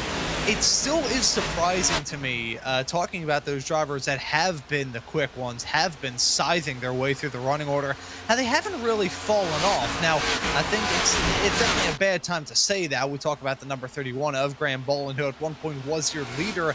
He's now running down in 10th. Still up about 20 spots from where he started in this race. It is insanity. Now, we didn't see a lot of drivers take times during that qualifying session. I think we only saw something in the mid-teens of drivers able to set lap times in that very short quali session. But and that is still rather surprising. Even though you can get the moves done here at Charlotte, probably a bit easier here than any of the other intermediates on the NASCAR calendar, you've still got to have a very fine set of hands handling these race cars to get those moves done when you want to and as frequently as they have been able to. You take that 31 car as a good example. I don't even want to know how many overtakes he's had to pull off in this race so far alone. And we're not even at the halfway mark. Yeah, not even halfway mark. You're right. We're getting close. We're not quite there yet. The sun's coming down. The track's getting darker. The lights will be on soon, and we're going to get to see a new glow and a different point of view of this track here, not too far from now. By the way, welcome some new viewers. Maybe you're looking for something to watch tonight because the truck race has been postponed in real life. Catch this run. I won't catch this. The truck race has been moved to tomorrow morning at 8 a.m.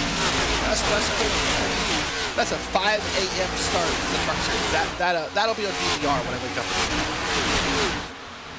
I remember back in 2020 when at my hometown track, hometown, it's an hour and a half away from me, at Pocono, when it was meant to be the triple header weekend. It was originally going to be the NASCAR doubleheader when they were going to run 2 races that weekend alone. Even before the pandemic, scheduling kind of packed in a lot of the races. That was going to be kind of like a big deal at first, holding 2 races in the same weekend. They ended up having the truck race in the morning, the at the time Xfinity, now O'Reilly's race in the like late morning, very early afternoon, and then they had the Cup race following it. I remember being sat in my living room throughout most of the day. I am very thankful that I was, still in high school at that point, actually on summer vacation, and had nothing going on in my life back then. I'm not sure if you ever had this feeling, Derek, but you ever look at your schedule just in life of like running chores, doing, running errands, doing chores, doing work stuff, whatever it may be, and you think back to times back then when you could just sit back, relax, and watch a NASCAR race and wonder, what did I do with my time to be that free? Yeah, I do. We just moved recently, moved in with my partner, and it's been a new world. I'll put it that way. Time has definitely been a commodity that I don't remember how this happened just a month or two ago. But speaking of time, it's passing by now 154 laps into this race at 400. We've gotten this pace moved back again, about 30 laps or so since we had that caution. We got to do our pit stops in the yellow. So I'd say, Ron, we're about halfway through this run here of fuel and tires if this does stay green. And Derek, dare I say it? Say it? Nope, don't you do it. You know what? I'm not going to do it. I will refrain. So we're backing away from that grenade before somebody pulls the pin on it. We're going to walk away quietly and calmly and start watching problems. Does that sound like a plan?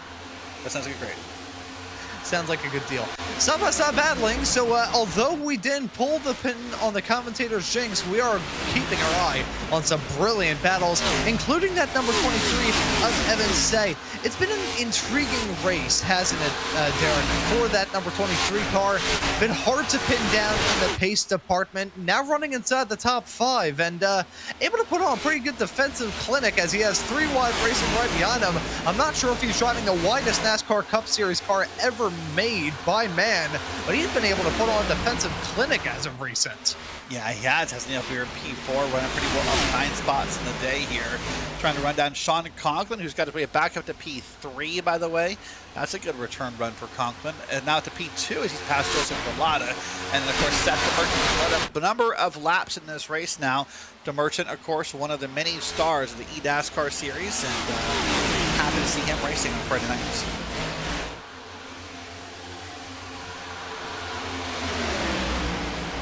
Yeah, we could go on and on about the talent pool here in this series, but these drivers, they're out there on the racetrack, they're manhandling the race cars, they're flexing the muscles to prove exactly why they belong in an event like this. Look at that Hornet's Nest as they head their way down into turn number 1 and 2, side by side the norm. 3 wide racing, pretty common as well. Won't be too shocked if these drivers decide to stick at 4 wide here. They have been playing with fire as of recent, and from our perspective, here in the broadcast booth, we're not in the blast zone. We're loving it. These drivers, though, probably about as nervous as a cat in a room full of rocking chairs. You'd have to be with right now, just getting settled in. And calms could be the calm before the storm settling in. We now approach one lap 160 here. And some great battling still happening. There's the 23 car. That's a great battle. That's a great run here for Evan Say. He's got Andrew Navarro behind him, Joseph Galata, Graham Bolin, who's led some laps today, is back behind there. It's interesting about this race, Ron, there's really not a safe space in the first, top 20, I'd say. Everything's sort of packed in together here. I mean, first through 20th currently is about 5 seconds apart. That is impressive for being this far into a race. You know, before online shopping took hold, back when people went into actual stores on Black Friday to try and get people's Christmas gifts, this is what I imagine it would be like at the front of the line. Everybody budging in, one small little trip up, and you're going to get chewed up and spat out here. It is madness. These drivers also having to run a very fine line. They're walking a tightrope in this battle. We've already seen battles in the past go down, be really intense, be really exciting. Drivers just squabbling up and going for any single move that you think is possible around a race car on a racetrack. and then something snaps. These drivers have been keeping it very smooth right now. They don't want to tip off that tightrope because they know what the consequences are, and they don't want it. So that could be the reason why they're single filing out. They're thinking, okay, you know what? It's probably, they weren't even playing with fire. They're doing jumping jacks in front of a firing squad. I think they decided, you know what? Probably a bad time we stand behind the bulletproof glass and wait for those pit stops to come around. Can't be that far away. Remember, we last pitted on lap 123. We did about 65 laps on a tank of it's about lap 187-ish. Oh, there was a car right at the top of the wall. Hard to see the number there with the lack of sunlight right now, but someone was up there kind of wall playing like we're doing on a skateboard almost here at Charlotte Motor Speedway. You know, across this track, Ron, there's all the semblances of the red, white, and blue, the stars and the stripes. We race here every Memorial Day weekend to honor those who have served our country and the States with honor and given sometimes the ultimate sacrifice. And I want to take a second, I'm sure on behalf of myself and the rest of you, to say thank you to those who have served or are serving. This weekend is a great time for us to stop and remember you and thank you for your service and race in your honor.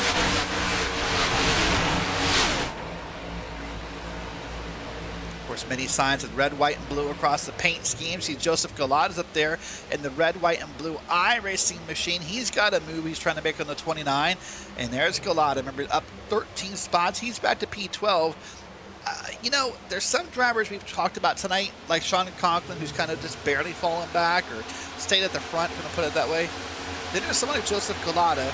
I think he has basically been everyone on the track run. I'm going to use it in other sports terms. He's like a batter on a lineup. He's batted like in every position on the lineup card so far, I think.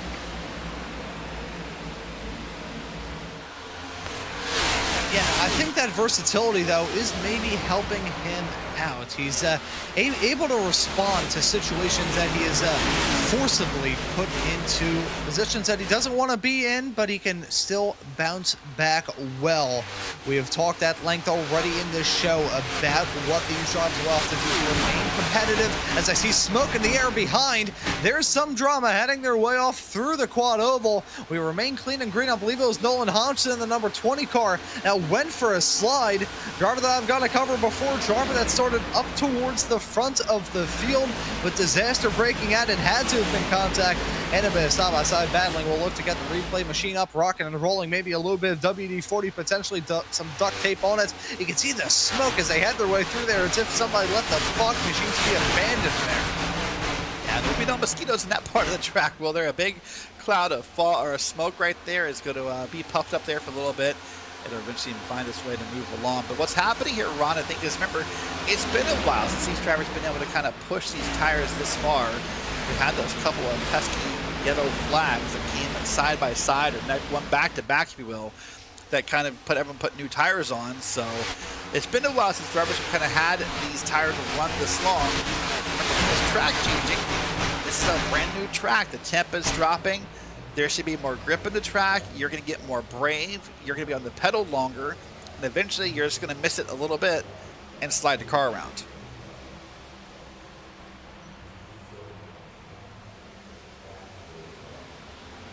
Yeah, there will be a little bit of a play that you can give as contact heading out of turn number 4. Big sideways snap for a big moment there for the 14. Nearly ended in disaster. It's still not over as they're stacking up in a huge wreck into one. That you can see that coming. My driver's fighting spinses were going off. I could feel that coming. It was too close together, too fast into the corner, and calamity has happened. Johnny Dressler's involved. He's falling down the field, and maybe other cars involved as well. We'll wait for the replay to load up here on lap 170 as we're under caution for the 4th time. And I will say as well, Derek, we were lucky to avoid a yellow beforehand. We saw the smoke in the air heading through the quad oval a couple laps beforehand. I said that Nolan Hodgson was the car that potentially ran into trouble. It was Hodgson. It was actually wall contact he made hang out of turn number 4 that caused him to get run over by the 10 of Daniel Nanny. Nothing that driver could have done there in the incident, but it just stacked up the field, spun him around. Here is a replay of it. There's Hodgson going for a spin all through the infield. field. Very lucky that that is all AstroTurf. Hop, skip, and a jump. A little bit of airtime that he was able to pick up. The 10 of Nanny able to escape without any further incident. Doesn't look like there's a bit of damage on that race car, although there's maybe a little bit to Junso Lim right behind. As you can see him make wall contact as he headed his way through 3 and 4, but that was not the main show. That was simply the sideshow to what happened just moments later.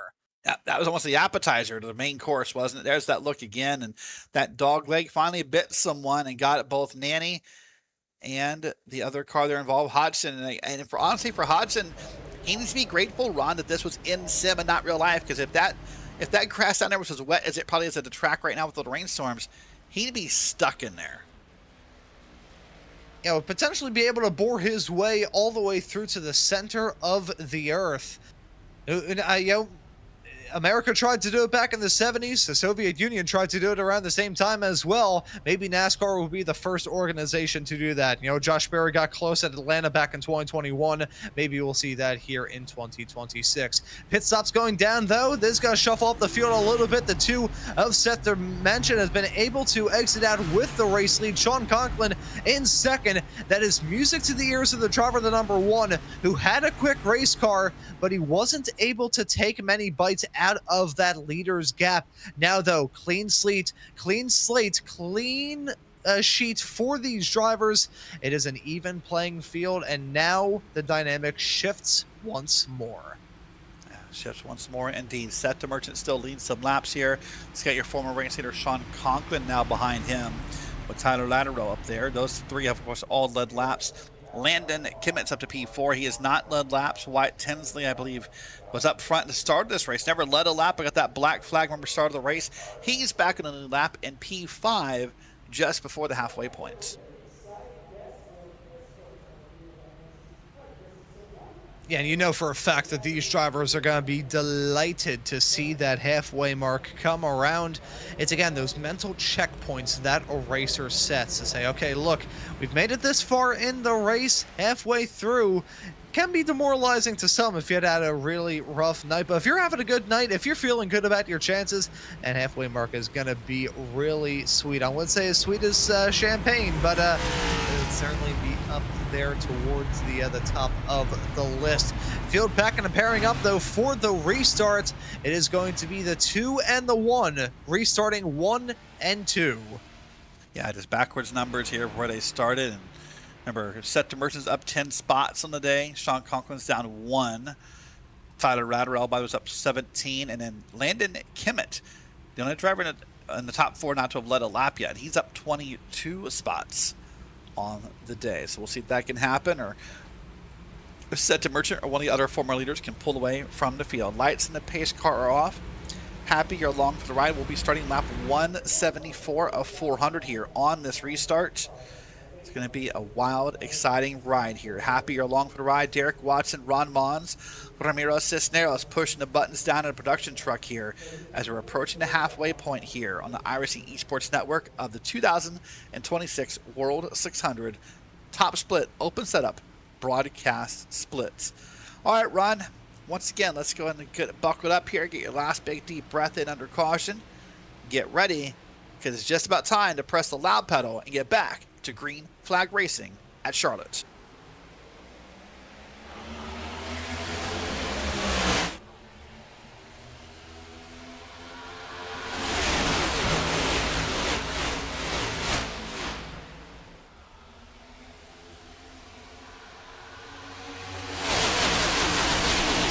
Under pressure, he's nearly gonna lose out on second to Tyler Latero. That 6 machine been up and down, been a little bit froggy here in this race, but when he is quick, he is darn quick. The 2 gonna sense this opportunity and try and pull away as that battling for second continues. That battle for second definitely is going to continue here. It's going to be Conklin, Kimmett, Latero, Tinsley, and more all looking to claim that spot here, with Seth Merchant pulling the cars around from the lead here. But they're all right there within reaching distance of the leaders. We've got to now Landon Kimmett wants to take the lead. He tried with the car. He chopped off the nose of Sean Conklin heading into the corner.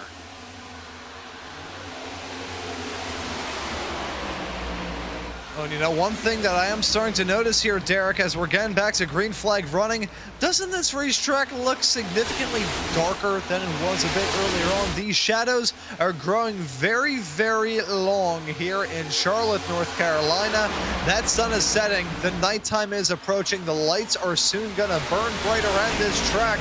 And with that, these drivers, their races are going to fall apart. Others, though, that we haven't really been able to talk about in the nights with the changes they made or even the setup they ran heading into this, they're going to come alive.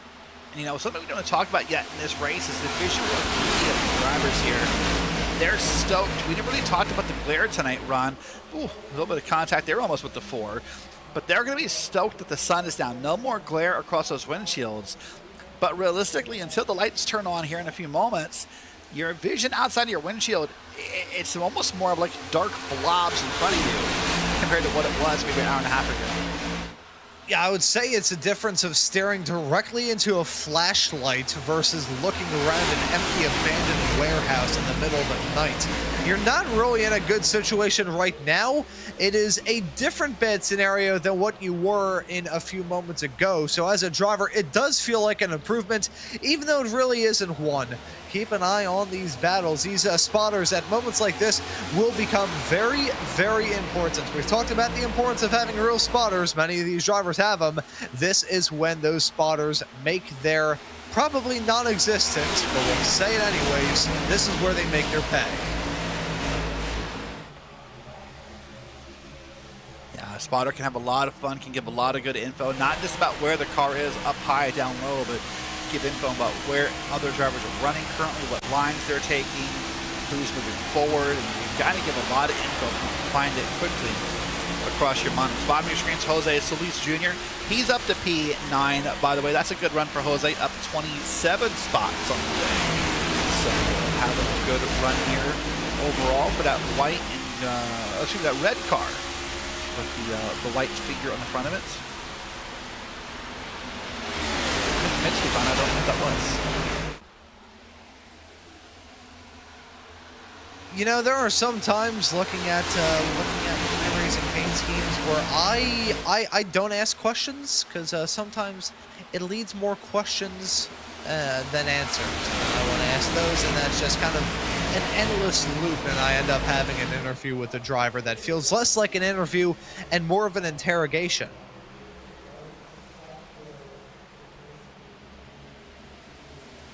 You know, this may not be the right way to approach it, but sometimes when I see anime characters I don't recognize, kind of assume they're anime related. Yeah, I know that's not fair to say. It may not be, but I'm just saying that's usually my first assumption. See, I'm definitely interested to see how that goes with some. I will say there are a lot of people in the broadcast chat tuning in and rooting for Yuma Yao in the number 7 car, currently running in 22nd. The Japanese driver holding on to that spot right now. Because of that, I'm not going to make any assumptions about anime. As somebody who only watched anime, I think the only anime that I've ever truly watched is a little bit of Sailor Moon back in 2020, and that is kind of it. Okay, well, I've seen very little. I'm ahead of you. I've seen Full Metal Alchemist. I've seen My Hero Academia. I tried to watch Food Wars. That was weird. So finally, I'm ahead of someone. And my anime list is very, very slow. I'm sorry. I just want to budge in here. We're talking about the front of the 36, correct here, Jose Solis Jr.? Yeah. I think I recognize that. That's Bugs Bunny. So we're definitely yeah. That is. Do you remember the meme Big Chungus? That's him. Bugs Bunny. Bugs needs to find Ozempic. That cannot be Bugs Bunny. That is a huge Bugs Bunny. What? Yeah, that is I remember being back in. This is gonna date me. I remember back in middle school when Big Chungus was the big meme, and even back then when I was about 13, 14 years old, still a bit irritated of it, but it has still remained through to this day. And many moons ago, there were philosophers and scientists who wondered what the 2020s would look like, whether we would have flying cars, whether we would be living on Mars. Here we are, well, here I am at least, having drank 2 energy drinks here, running on about 3.5 hours of sleep, commentating on a race car with a fat cartoon rabbit on the front of it. How many carrots did he eat? That's not a carrot, that's carrot cake. That's a full carrot cake. That's a good call. I love you for that. That's amazing. Thank you for Thank you for fixing that call. That's great here. Wow, I learned something new today. I learned something. There's a fat Bugs Bunny. They did not know. That's now lap 187. 186 and behind are in the books, and they are done here. Set to Merchants leading the field around here by about 0.2 of a second over Tyler Latterell, Christopher Hill, Landon Kimmett, Sean Conklin, and more here. And this race, again, progressing by. Still pretty fast, Ron. We're an hour and 45 minutes of racing in, and we're not that far from being halfway done with this race. If knock on wood, it's already not happened. According to my estimates, if it has stayed green the whole time, 3 hours and 16 minutes would have been the race time, as we're 3 wide right there on the racetrack. We've blown that out of the water, of course, but I think we're trending, knock on wood, we're trending for less than 4 hours. Yeah, to all of you tuning into this broadcast here on RaceSpot TV and, of course, the iRacing Esports Network, we welcome you all for the next 7 hours of action here upon that comment. See, I'm not going to say I will not tread, I will tread on that topic very, very lightly. These drivers, though, all kidding aside, they have been able to execute this race in a very controlled fashion.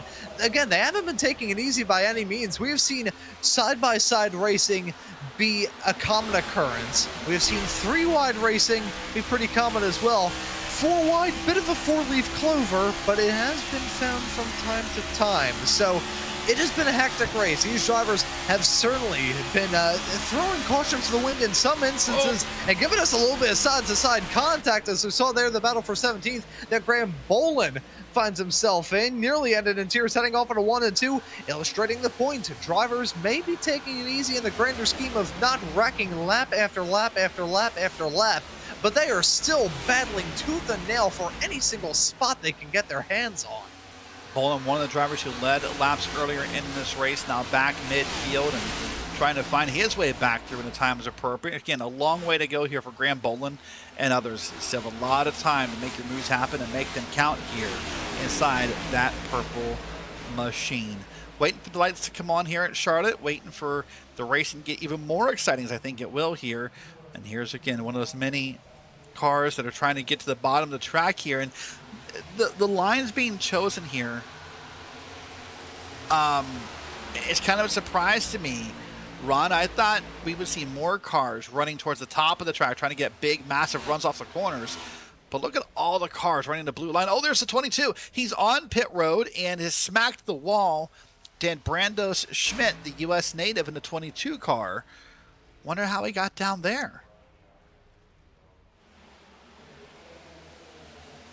Well, we talked about Bugs Bunny a bit earlier on, so maybe going to find an Easter egg down there in pit lane. A big sideways snap and a penalty there as well. That was a penalty for Gabriel Pellegrino, so some penalties being issued out. I wonder, correlation may not be causation here. They could be completely separate, just a little bit of a coincidence going on here. Let's see as they headed their way out of the turn. There's a contact for the 22, snaps him around. There's more to this, though. How's that not a caution?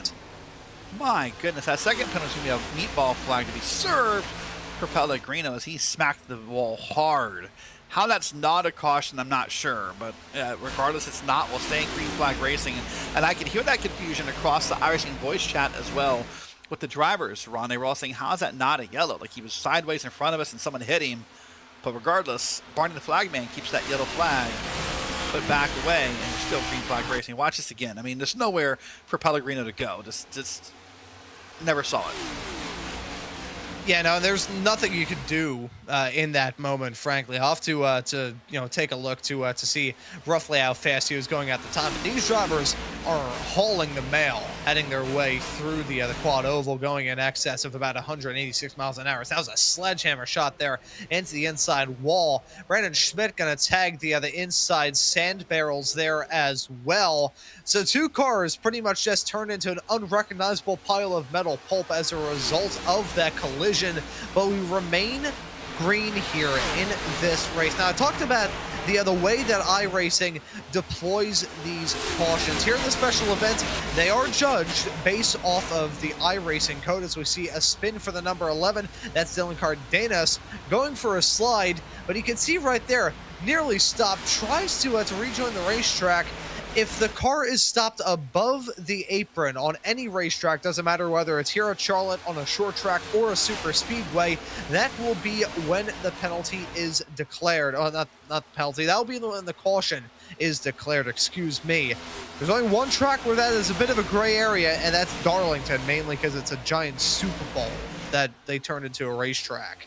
Yeah, something like that. So again, maybe some confusion about that, but regardless, we stay green flag racing here as we now are just a couple laps away from the halfway point here at the World 600. Happy you're along for the ride all night long, and answer a couple questions from YouTube chat. Corwin Tipper says, do the lights work? Yes, they do work. They will turn on here soon. In fact, I think I see from the reflection of the cars, they are now on. As you can see right there from the top of the one car there, how it's kind of has some shines of white light. So they'll turn on, and you'll see more and more of the lights as the sun continues to go down here. Eventually, this will be a very well-lit racetrack. And in fact, there you go. You can see the lights on the inside of the racetrack pointing up towards the corners. Yeah, of course, the lights here at Charlotte Motor Speedway were added back in 1992 to give us the first ever All-Star race, the first ever NASCAR All-Star race held under the lights. Of course, this track had been the host of the first ever NASCAR All-Star race back in the 80s, and after a brief trip to Atlanta the year after, trying to keep it in a steady rotation, it became the longtime home of the NASCAR All-Star race, and the thrill in the night, and that wild finish between Davey Allison and Kyle Petty at the end of that first ever nighttime All-Star race. It became a tradition and eventually found its way over here to the World 600, an event that, whether it be in the realm of iRacing or, of course, in the realm of real life, has seen many amazing drivers, amazing champions of this event, and some brilliant drives to get the victory here. You've got to be an amazing driver. And now at the halfway mark, with the lights starting to burn bright and the temperature starting to sink down, it's a man that really had a topsy-turvy first 200 laps, leading the last 200 right now. Well, if you're a driver, this is the good news, Ron. We're now past the halfway. You know what that means? You start counting down. Now you start to count down the laps. And they'll count, if at least in my head as a driver, they count down way faster than they counted up. Oh my gosh, that up process takes forever. But then when you start to count down the laps here, it feels like that happens really quickly, especially if you're trying to run down the leader. Right now it's DeMerchant, it's Latterell, it's Christopher Hill, it's Landon Kimmett, and Sean Conklin, your top 5 at Charlotte.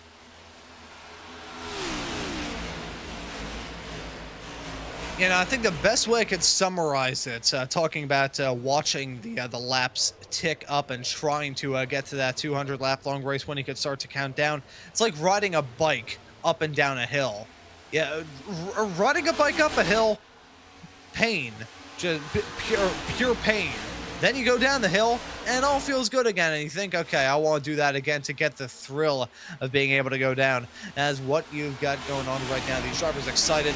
That puts wind in their sails, feeling that they hit a major checkpoint. They can now look ahead towards the end of this race. End of the race that is still very far away. We're 300 miles away, less than that now, but the point still remains. We're about 300 miles away from the fall of the checkered flag here in this race, so a long way left to go. But considering the amount of hardships and stuff that these drivers have had to deal with already, that 300 miles isn't going to seem that daunting. Yeah, you're right. It's not going to be daunting. In fact, you know, in the fall, we'll come here again to Charlotte Motor Speedway. We'll race on the oval this year. In terms of iRacing, for the NASCAR iRacing Series, which the World 600 is part of, will run a half-length race that time. That'd be 134 laps. And so not too far from now, but maybe a little bit from now, you'll be able to say, hey, I'm down to a normal half-distance race. And you start to create those milestones we talked about earlier, helping yourself get through. Because right now, just mentally, this race has been exhausting. It's been tiring. It's been long. You know, depending on where you live, East Coast, West Coast, maybe you've put off dinner. You've just had to kind of seclude yourself away. You would love just to be able to be done here. Maybe get some sleep, get a snack, get something, and kind of relax your body a little bit.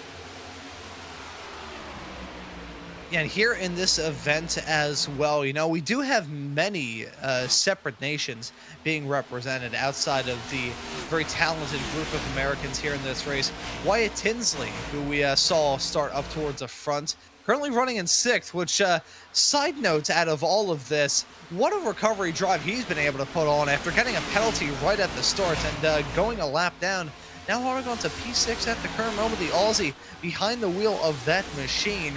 You know, Australia, obviously massive, lots of different time zones, as we see Joseph Galata with a fantastic save as he headed his way off through the turn. Granted, he turned his front tires into rectangles, trying to get that front end to cooperate, but Galata should be counting his lucky stars and maybe considering the purchase of a lottery ticket. The fact that car didn't fully loop around on him as it tried to swap ends, heading his way out of turn number 4. Just to wrap up on the point, talking about Wyatt Tinsley in this number 4 car, just the tip of the iceberg, really. He's either running in the early, he's either running in the early afternoon or the late morning for him. It's either about 1 a.m. if he's on the east coast of Australia or around about 11 if he's on the west coast. I might be wrong about this, and I should look. I should use Evan Basoka's handy-dandy wiki guide to help me with this, but I'm not sure. So in this new iteration of iRacing, the flags are no longer assigned to you for your billing address. Now you can pick them, and you can pick the countries that obviously represent you. And so for some drivers, I know their countries are not correct. I'm not sure for Wyatt Tinsley. Maybe I'll do some homework here in a second, see if I can figure out if that is or is not true here. But yeah, for some drivers, I know they're kind of picking flags they like to kind of troll with, or maybe it represents their family members. But I don't think Wyatt. I'll double check. You talk and I'll read, and we'll see how that goes. You know, it wouldn't be the most outlandish time swap that I have seen here. So it's. I can believe that he is running in this event at around about that time. Even just, you know, discounting that, talking about here domestically in the United States, you know, if you're like me on the East Coast, you're pushing about 11:11 at night, getting close to midnight. This race will probably wrap up around about 1 o'clock in the morning. I know, Derek, for you out there, as actually I'm going to hold off at that point. We have a side-by-side battle for the race lead. Christopher Hill able to try and get a move done, and he punches his way into that top spot. Seth Demerchen's going to drop down, so the 2 machine now holding on to P2, desperately clinging on, is trying to cling it on to the racetrack. There is a 17 of Landon Kimmett. We saw him with a sideways, slideways moment as he headed his way out of turn number 2, avoided contact with any competition, avoided contact with the wall, may need a change of tires, certainly needs a change of fire suit after that close quarters moment. He's going to fall outside of your top 5 to Wyatt Tinsley. But for Americans, just Americans and Americans alone, you're running at either 11 o'clock on the East Coast, about 8 p.m. at the moment on the West Coast. If you're in Anchorage, Alaska, you're running around 7. If you're in Honolulu, Hawaii, you're pushing around 5 o'clock in the evening. That is a wild swing in times, and not even including some of the other drivers who may be representing some other foreign countries. I see some Brazilian drivers. We saw an Argentinian earlier on here in this race. And I know that's going to certainly be a feel-good story for Ramiro in the production truck, as we see a side-by-side battle right now for P3 with Conklin. Did confirm, by the way, via, I guess you want to call it X, I guess is the appropriate name nowadays, Wyatt Tinsley, a Virginian native. He kind of trolled you with the Australian flag there. Well, I will check my privilege and shut my face then. No, it's good. It's a valid point. There are definitely drivers who are racing, but unfortunately Wyatt's not one that fits that bill. But you're right, there are drivers around the world who get to run this event, and we're happy to have all of them here across the different time zones of our special events here on iRacing. You know, I want to bring the mood down a second, Ron, and talk, and then we did earlier, I want to do it again. You know, today and this weekend, the NASCAR world and the Rowdy Nation are mourning a loss that just, darn it, Ron, it seems unimaginable. Yesterday, after being hospitalized with a sudden illness, Kyle Busch passed away at the young age of 41.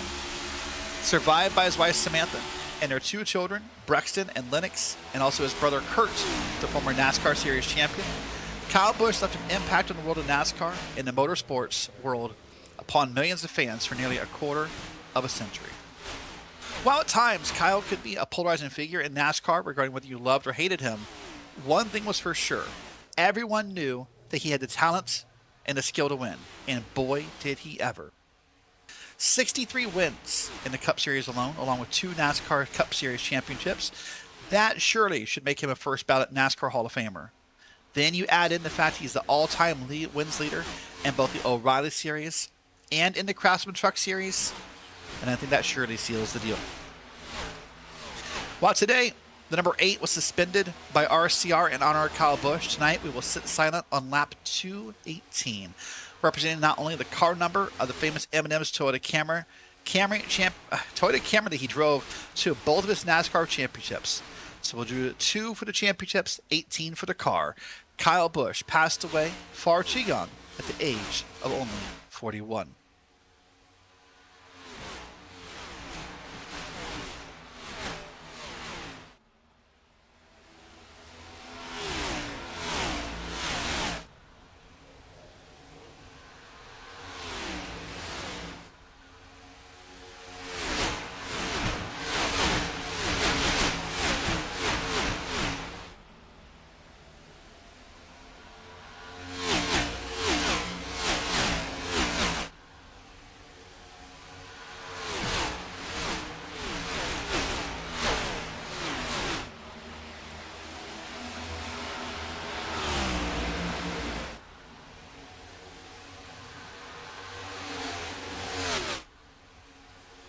Christopher Hill back to the front of the pack, by the way. The driver, remember, who won this event in the broadcast split last year by thousandths of a second over Zach Novak, is leading Seth the Merchant. Sean Conklin, Wyatt Tinsley, and more around the field. Malik Ray's up at P5, and a great run is being had here, Ron. Again, we're now counting down the laps. We're about to start lap 220 of 400. And it's pretty odd to say this, but for some of these men, it will feel like the time is running out. It really isn't. They've still got so much racing left in store that you can play with your competition a little bit. We still have so many pit stops to worry about, and maybe another round of stops coming up here soon. In the meantime, though, your top 2 are still close to one another. They've been able to break away from that duo right behind them that are also going side-by-side formation, flying at the front. Christopher Hill still feeling the pressure from DeMerchant as he is trying to set up a move in that 2 machine, trying to find when that 2 can get the grip up through the turns and get around the 5. As speaking of the devil, we do have driver coming down pit lane. That's a 34 into the pits, along with the damaged machines that we have seen in pit lane for quite some time of Pellegrino and Schmidt. Remember, most of these cars did pit up them back on lap 171. So if we do the math, the 62 to 65 laps, right around, we say lap 235 to 240, we expect to see our next round and only our second round of green flag pit stops, if that does happen to be the case here. Thomas Derry's a little off of that cycle with a 14.4 second stop. That's a pretty decent speed stop there for that pit crew.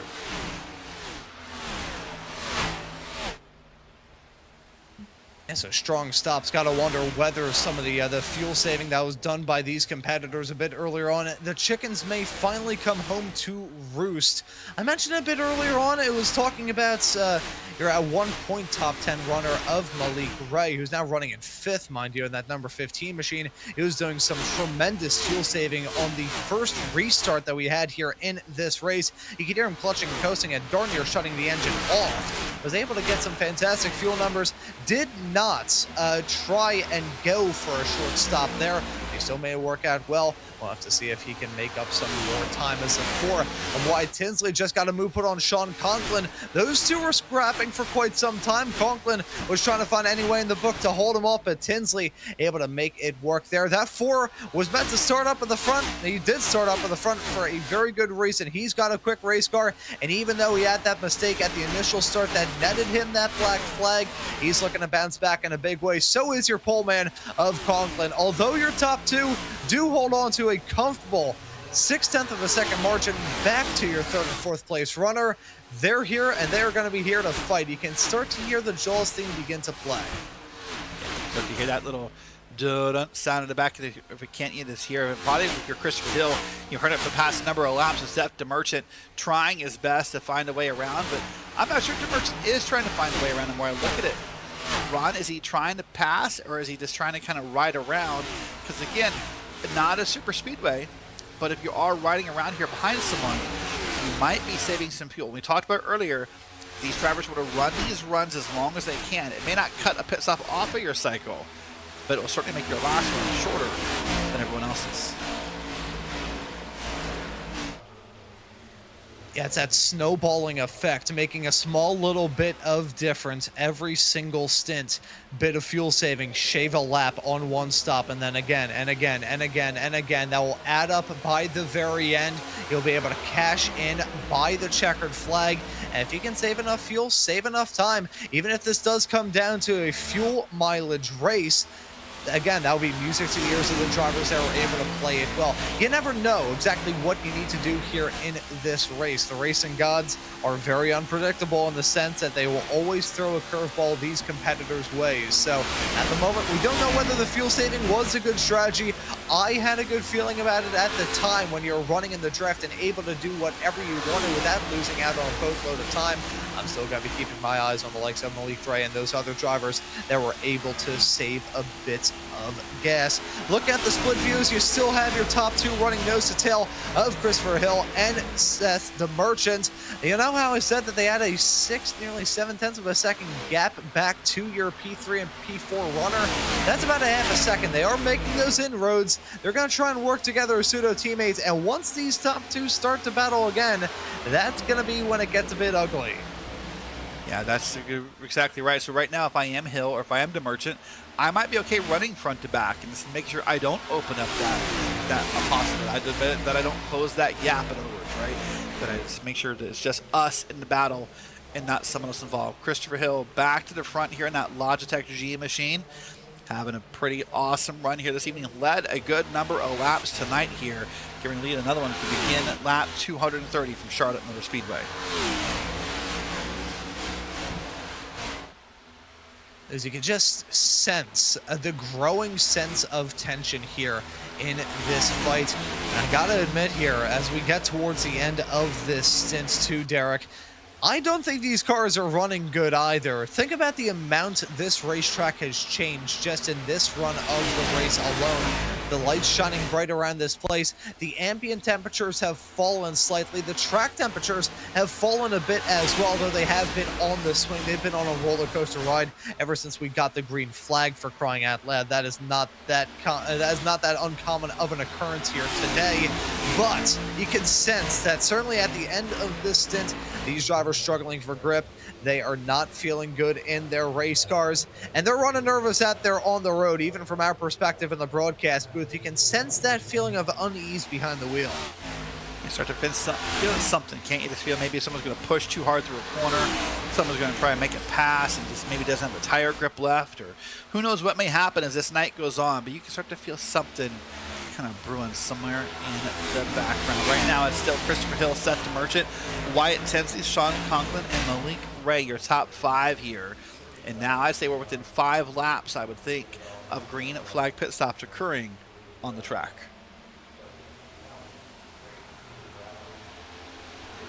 Yeah, see, I wasn't going to mention the green flag pit stops phrase because I did not want to jinx it, but I think we've been running all right here in this race. It's been probably one of the longest green flag stints that we have had in the entirety of this race, certainly in quite some time, as the side-by-side battling still on for 7th. That's a 3 of Andrew Navarro, just able to get back in front of the 17 of Landon Komet. Komet maybe going to try and go for it into 3 and 4, was tucked in the slipstream, not going to risk it. May have to set this up for a couple of laps to try and get the move once more. But those green flag pit stops do present us with the opportunity to talk about how challenging of a pit entry it is here at Charlotte. Talked about the various incidents that have gone down at intermediates and drivers trying to enter the pits with drivers right behind them. You've got to have a lot of foresight to come down pit lane, hit all your marks perfectly, and not have somebody hit you. And the second challenge, by the way, is the exit of pit road. I think that's what we don't talk about enough. It is bumpy as can be on the exit here. So you have a bumpy track. You're trying to get, tires warmed up. You're trying to kind of get moving, get on the gas. It is kind of easy to spin this car around on the bottom of the track here off of the pit exit and put yourself in a really bad spot. Here's a pass with lead, by the way, set to Merchant. Looks to the inside of Christopher Hill. The Merchant's going to dig it in deep down to the blue line. He'll dig it up under Christopher Hill, and we'll have a new leader at the start of lap 236. And so Seth DeMerchant getting that move done. However, you've still got Hill directly behind. Now, a little bit of lap traffic farther up the road there as well. So it may seem on the level, it may be good for the 2 for now, but there's still a lot of hurdles left for him to try and clear. First one coming up right now, heading down the back straightaway into 3 and 4. Gonna deal with that 11 car, the lap traffic that I just mentioned there.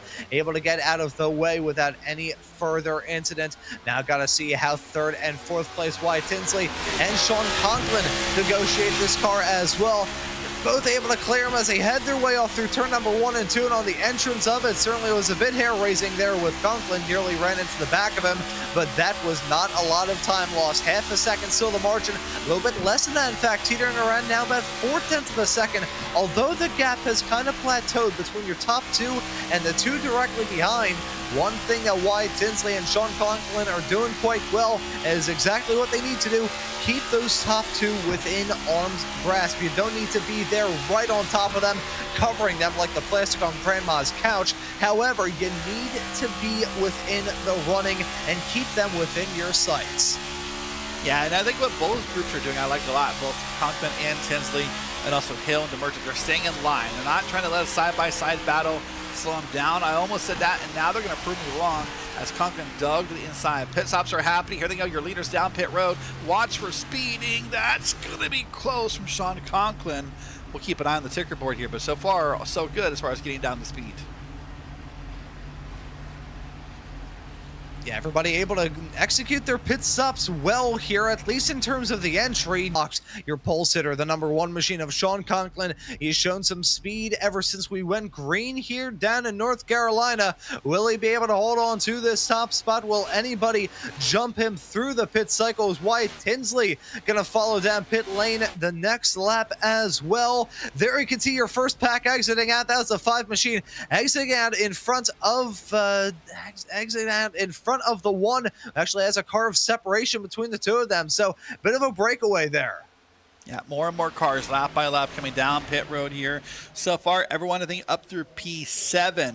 Charles Wembley up, Jose Solis, Lim, Kimmett, and more. Nope, even those guys are coming down pit road. Now we have just one, I think, car left that may have been pitted, and that's Dylan Bazin, the driver who won the World 600 on Wednesday night. Other than that, I believe the whole rest of the field now has been down pit road here, and I think Bazin may be coming this time by. That would complete the cycle of green flag pit stops.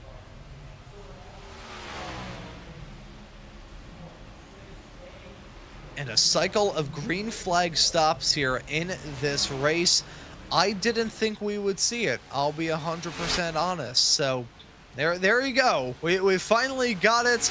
We finally see it get put on full display, and everybody, withstanding the pressure quite well. Not sure whether they're all wearing Tag Heuers, don't crack under pressure, or what the deal is. They're able to make it work. I still think they're definitely testing their luck with some of the incidents out there on the road. But in terms of pit entry and even pit exit for that matter, these drivers have been very concise, and there's a reason why they're in the top splits of this special event. They know how to run a race well. They know how to win a race too. You can tell that they knew exactly how to hit their marks, what they needed to do. No point in risking it, as here we go. This is the final stop. Dylan Basin heading out of the pits right now. How's he going to exit out compared to everybody else?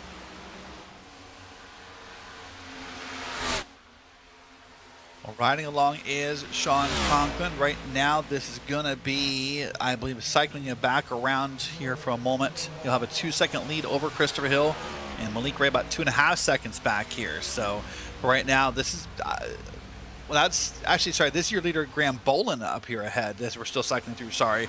Graham Bolin has pitted back on 224. He's one of the first drivers to pit here. So for the moment, sorry, I got the wrong name a second ago. This name here, Graham Bolin, a 1.7 second lead here, Ron. That feels like the biggest lead all day.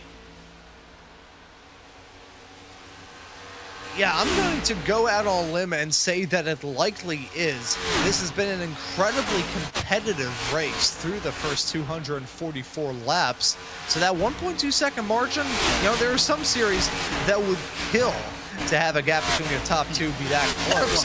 But we, of course, are speaking generally. With that being said, Bolin, you know, most dominant, for lack of definitely big air quotes there, the most dominant race leader that we have had through to this point, and that's just a product of those green flag pit stops. So it shows you how dangerously competitive this field is. The fact that everybody is packed in that close when it comes to pace, that even through a green flag pit cycle, you're not seeing margins grow to anything more than 1.5 seconds.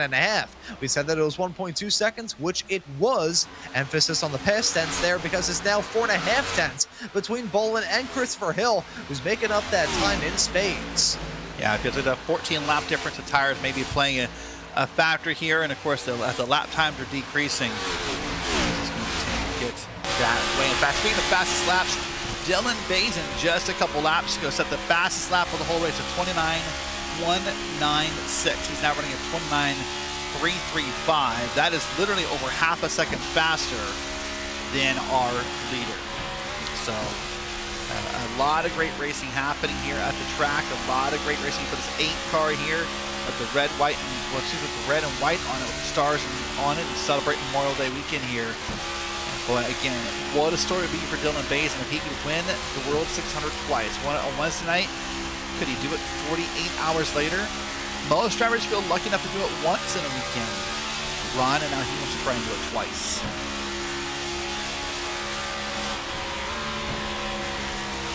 Yeah, what a story it would be for the driver of the number 8, Dylan Basin. Again, I've talked about a lot throughout this broadcast, the kind of driver that he is. I've gotten to cover him in several races before. Here in these next-gen cars, he is a wheelman. He's put it on full display here in this event. Put on full display here in this race. Holding on to 9th, cutting his way through, has one more overtake that he's going to try and get done here on Tyler Lateral as he headed his way down the backstretch. Looks for it around the outside in through 3 and 4. Keeping that momentum rocking and rolling and going from stride to stride here in this number 8 machine. It hasn't been a smooth ride for Dylan Basin. Really hasn't been a smooth ride for anybody. Has anybody had a perfectly smooth, solid night without any sort of low spots? No, it's a race. It's a 400-lap, 600-mile long race. You're not going to have everything be sunshine, lollipops, and rainbows from the drop of the green flag all the way through to the fall of the checkered. That can get darn close. Martin Truex Jr. did that quite a couple of years ago. But right now, Dylan Basin has been able to put together a solid, steady, and very well-composed drive. He's been keeping his nose clean. That number 8 machine has found himself in a lot of battles, too. So it's not like he's been going through this race completely wrapped in bubble wrap. But Dylan Basin definitely on that list of drivers that we have to keep a very close eye on as we rapidly approach the final 100 laps of this 2026 iRacing World 600. So I'm impressed by the run that Dylan Basin's doing. I want to watch this run for a second. I think we all do want to watch this run. So what we're going to do is right here in lap 250, we're going to do some RaceBot fan immersion. We're going to sit back, we're going to crank up the microphones on the track, and you're going to experience the sights and sounds of the World 600 from the point of view of Dylan Basin.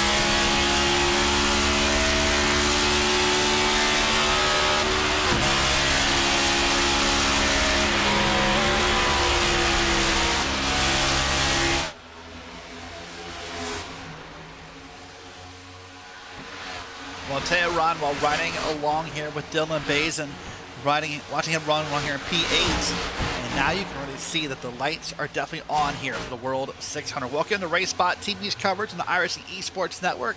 Derek Watson, Ron Mons on the call with Ramiro Cisneros pushing the buttons down in the production truck. And Ron, it's a much different racetrack. It's darker, but it's well lit. You see the stadium lights are now on. See the fans up in the stands ready to see an exciting finish about 140 some laps from now. And I will say, because we're locked in one of the longest green flag runs that I think I've ever gotten to see in my entire time covering oval racing on iRacing, this racetrack is still retaining quite a lot of heat, despite the fact that we are firmly in the night, getting up to 9 o'clock p.m. in sim time. We're still running around 90 degrees Fahrenheit for that track temp.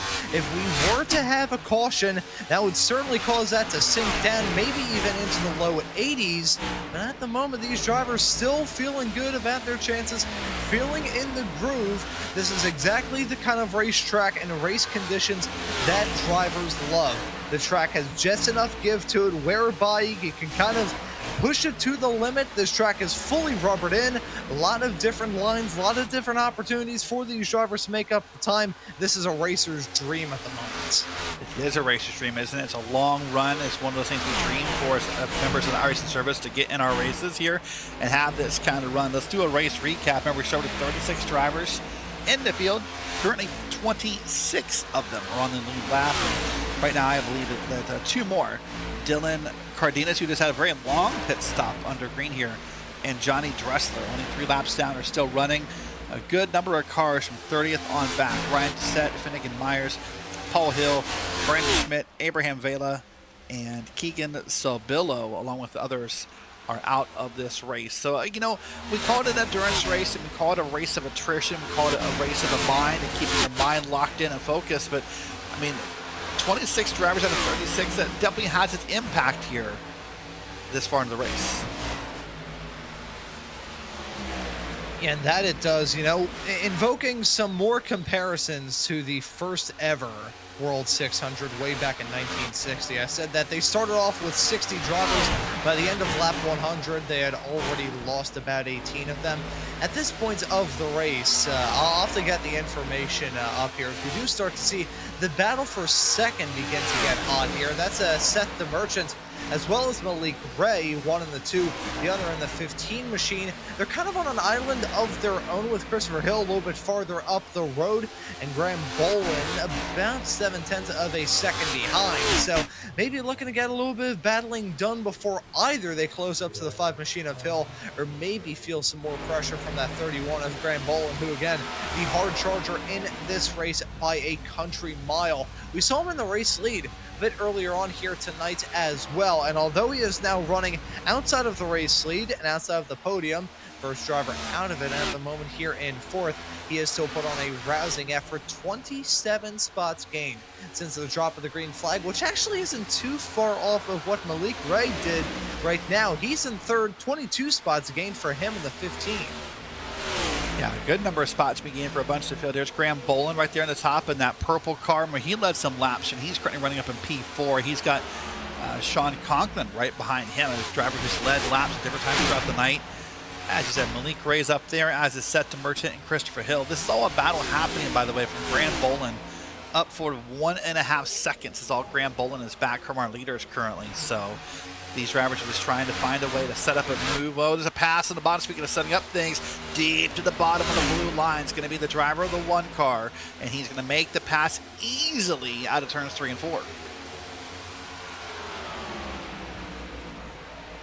Yeah, that right there is how you do it. Conklin making his way up the running order once more. That one, he's never really been, well, he's certainly been down. He's never been out of contention here. We saw him down in 20th a bit earlier on after some bad luck through the first pit cycle. He's always been able to bounce back fully. With 130 laps left to go, finds himself firmly inside of the top 10, comfortably inside of the top 5. Oh, contact. Oh, into the inside field. There went a car to the inside. My goodness, that was a hard hit. As Andrew Navarro Andrew there. Navarro. he's going to get a black flag because that's a very unsafe pit entrance. Unfortunately for him, it doesn't matter why, according to iRacing, if you're down there, you're down there. So he'll have a wild ride through the grass and a black flag to serve with the next 3 laps. Yeah, it's again the exits of these turns where everybody has to merge into that same piece of real estate. That's where things go awry. There you can see that 8 machine bouncing off the wall. And unfortunately for Andrew Navarro, nothing that he could have done. Look at that, nearly had all 4 up off the deck as he slid his way down through the end. And obviously, a great job getting that car rolled up there. I'm sure he hit one of the walls, either on the first part of before it ends there for pit road, or frankly hitting the pit road wall within a possibility. You get that car rolled up pretty well, and again, this area you see him down to pit road. That timer on the right side of your screen indicates he's down pit road here, and now there's going to be a 40-second stop and hold penalty for Andrew Navarro for unsafe pit entry. Meanwhile, here on your screen, got a couple more battles happening here, and more battles up and down the field. It's still down to now a third of a second between our leaders of Christopher Hill and Seth DeMerchant. We'll get back there in a second, hopefully. But right now we are watching different battles across the track.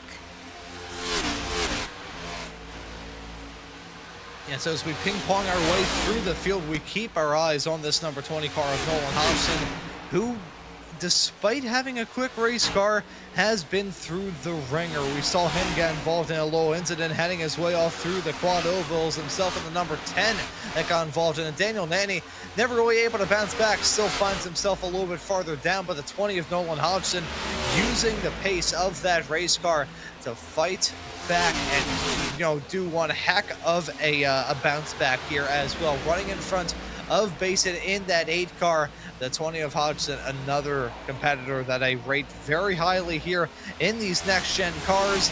Looking to have a smoother second half of this race than the first went, hopefully with a bit less slides, bit less smoke in the air, and some tires that aren't turned into rectangles. Buddy, apparently Andrew Navarro picked up some damage. That's that's more than the penalty he's now on pit road for, so we'll try and keep an eye on that. But here it's back to that battle on track. See the timer continue to climb now, almost a minute and a half for Andrew Navarro here. But the battle is now going to happen on track here with Hodgson. And great battle side by side here. We're working lap 276 here. Getting close to that 100 to go. We just kind of get to nail things down. It's Hodgson, it's Bazin up here in P8 and P9. The battle up front is still Christopher Hill and Seth DeMerchant. That's still a third of a second. It's that close, but it hasn't moved in a while, weirdly enough. They're the same exact distance they have been for a number of laps. Then here's other battles, Graham Bolin, Wyatt Tinsley up there. So there's a good number of battles happening. We'll try to get them all here in the final laps of the World, or I guess the final 125 laps of the World 600.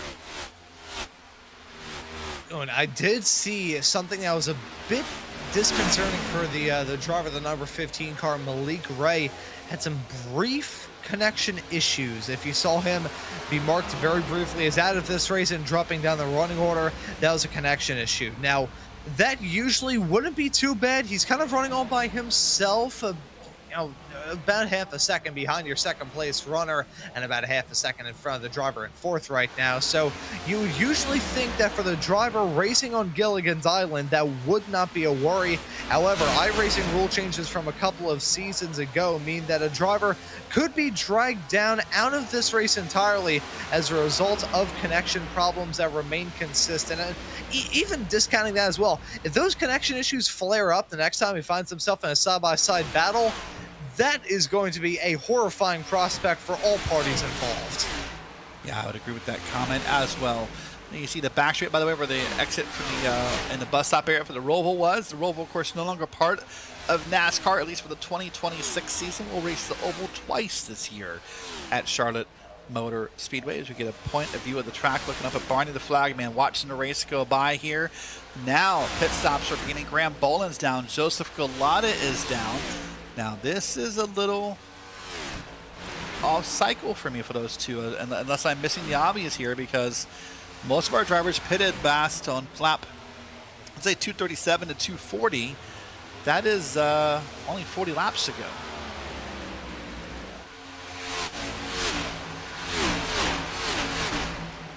Yeah, so not the longest.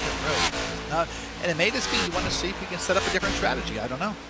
Yeah, I was gonna say not the longest run in this stint, but maybe it's somebody just thinking, okay, I want to just change up the structure of the dominoes a little bit here. Kind of have this as like the sacrificial lamb stint would maybe be the best way to sum it up. Say, okay, let's try and run something a little bit different here, so we can get a little bit farther along here in this race and really be set up to peak at the right time. You gotta be there when that pay window opens up towards lap 400. It's great if you lead earlier on, but that is kind of it here. So I'm liking some of these calls. It's always, again, I talked about this before you even grab the green flag. These drivers, you gotta simplify the equation. Yep. Remember, Bolin did pit about 15 laps sooner than the rest of the field. So, I mean, they definitely are off cycle. So when I say it's off cycle, I know he's on his own. I'm saying off cycle compared to leaders. And now we start to burn the math. We start to burn up the spreadsheets, wondering, the numbers and the hows and the wheres and the who's, right? Because you wonder if it's one stop, if it's two stops, if they need more than that. Who needs a splash and go at the end, or who will benefit from a caution? All those are questions we're hoping to answer in the next 100 and roughly 20 laps if we can keep this race green as we have for a while now. There's a pass on the lapped car of Maggie McGuire, the pink car, the Massachusetts native, pardon me. Got my city and my state mixed up there. That's the 15 car making the very powerful pass on by.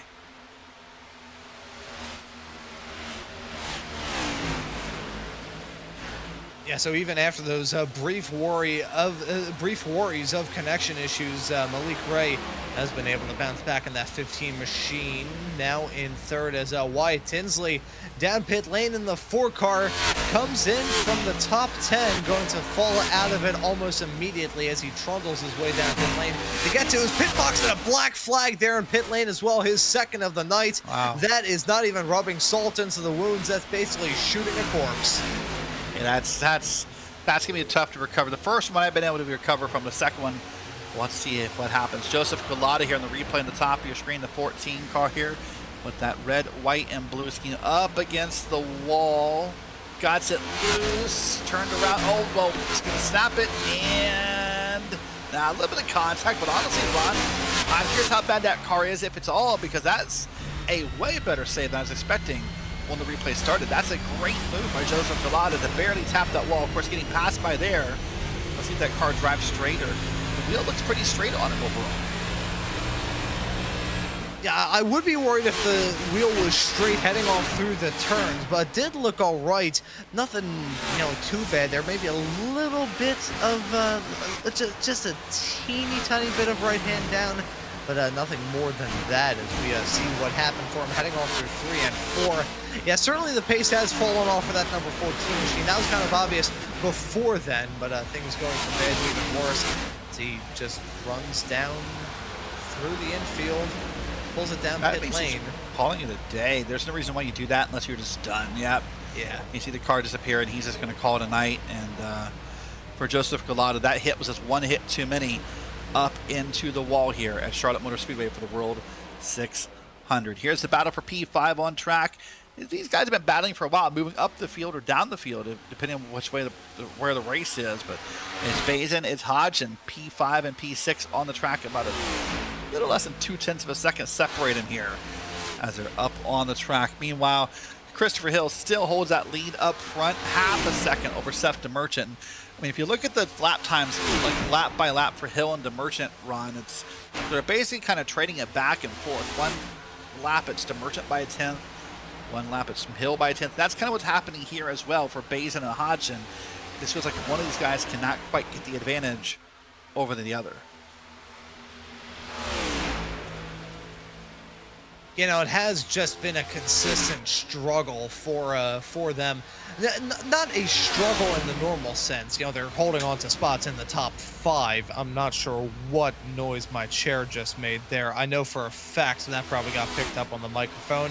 So if I hit the deck, you'll know exactly what happened. But those two, they have just been constantly battling, and that kind of wears on you as you go throughout this race. It's a difference of spending 4 hours just quietly sitting by yourself, listening to your music of choice, doing whatever activity, reading a book, doing a word search, whatever it may be.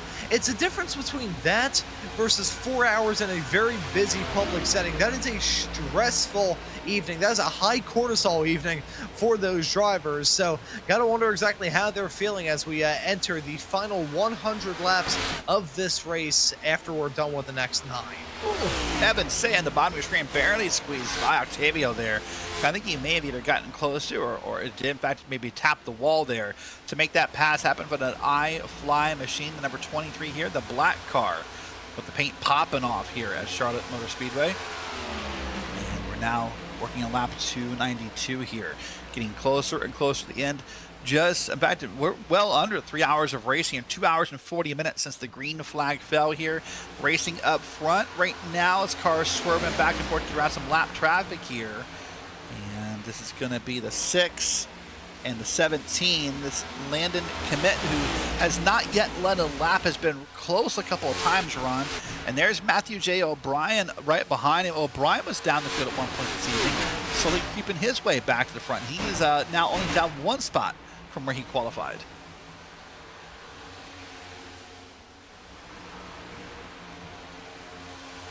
Yeah, now I'm not sure how much I am really reading into the pace that we're seeing right now, Derek. I am still waiting for the other shoe to drop. Now, maybe that's just the upbringing that I had, always waiting for something else to go down.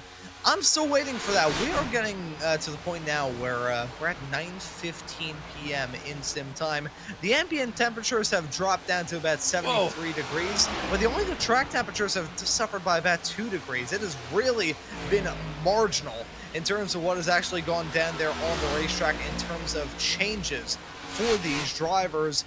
I'm thinking it's going to change here very, very soon, and when that is the case, we're going to see the competition change. Well, what we saw right there was a change with Graham Boland. He just kind of weaves through those drivers. Remember, he's a lap down. He's in that off-cycle pit strategy. He pitted on lap 279, so that would have been, let's just say, roughly 15, 16 laps ago, but obviously way newer tires than his competitors. If you're Graham Boland, what you're really hoping for, though, is that you can get back around here, because Graham Boland is not the lucky dog. That would go to Maggie McGuire. So if you're Graham Boland, you're hoping either Maggie passes the field by and gets their lap back the quote-unquote old-fashioned way, or that you can do it yourself and get your lap back the old-fashioned way. So now here's Dylan Bass and Dylan Hodgson. There's Graham Boland pulling away up ahead. I heard a couple calls of pitting on the radio. I did not get who they're going to be, so I guess there it is. It's Jacob Brower who's pitting here, as well as Christopher Hill's going to pit. That's going to come from the lead, and that's the call I thought I heard. I wouldn't want to say it without confirming the name, but Christopher Hill just give up the lead here on lap 297. And so your reigning broadcasted split winner of the World 600, looking to try and go back-to-back. Number 5 car has been running very strongly here in this event. Expect to see that same level of pace, that same level of thunderous speed, and real military level consistency from that 5 as well. Have we seen him waver in this race? Not really. Pretty solid run overall, I'd say. This will give the lead to Seth DeMerchant, by the way, as the pit cycles begin. And then Malik Ray in that 15 vehicle is going to be up there in P2. That'll put Sean Conklin up in P3. Remember, most of these drivers pitted back in around lap 235 to 240 area. So for everyone, pit stops are coming. That is not necessarily off cycle for your former leader in Christopher Hill. He just wants to get it done a little early here.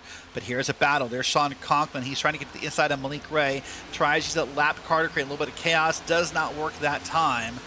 But here's the 1 and the 15. They're battling hard for P2 on lap 299.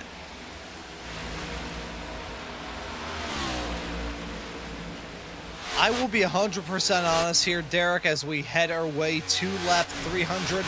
When I saw Seth DeMerchant jump into the race lead, I had a feeling it was going to be temporary. But he's been able to shake off all the challenges like a bad case of the fleas. And right now, with the drivers battling directly behind him for second, that 1.6, 1.7 second margin going to continue to grow He's been able to, again, keep his nose to the grindstone, do what he needs to do to get the results that he wants. It's consistency that matters here. You're running for 600 miles. If every single mile could be executed the same way without any incident, without any major worry about something going cataclysmically wrong, you're going to be cooking with gas here in this event. And clearly, that's what's going down for the number 2 as of recent. Just found that groove, found that race lead, hit his stride, and he's been hitting it every single lap since. Yeah, hitting ever since. I agree with that. There's a call down pit road. That's going to be Sean Conklin right on lap 301, coming to 302. He'll come down pit road. Remember, everyone need to get one more splash of gas after this. Not a full pit stop, we wouldn't think, for your last stop here, but we'll wait to see when that does happen. And I guess you use the old Ron Mon's math theory from earlier. We're, what, 12/16ths of a pizza through the race. Yeah, so how about that? We've had a lot of pizza so far here in this race, and now we've got your top 2 coming down pit lane. Make that another. That's Nolan Hodgson following Seth DeMerchant and Malik Ray down pit lane. This will give the race lead to Dylan Basin in the 8th. It'll give second to JR Borbarema. So that is another fascinating set of stops. Let's see how it works out for the 2 of DeMerchant. What sort of lap and what sort of pit lane time does he have in that machine? What sort of time does Malik Ray have? It was 15.4 seconds stopped in the pit stall for Ray. It's 14.6 down in the pit stall for DeMerchant. And let's see right now what Nolan Hodgson may have up his sleeve. Up off the jacks, he's going to go running a little bit slow at 15.4. Wow. That's going to be a lot. You use the old analogy about how long you can compare, pit road to on-track time, and in this case, maybe like a 1-to-2 ratio. So I'm curious how that's going to work out for Nolan Hodgson.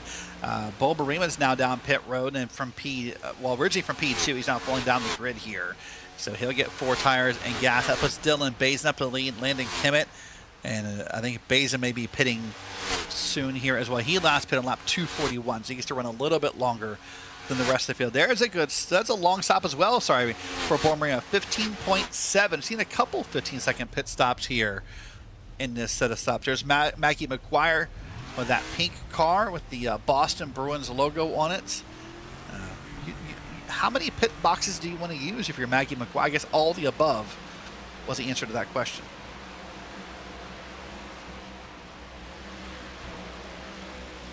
Hey, it's as long as the rules aren't being enforced. Like, I know there's some leagues that do enforce how many pit stalls you can drive through before you incur a penalty.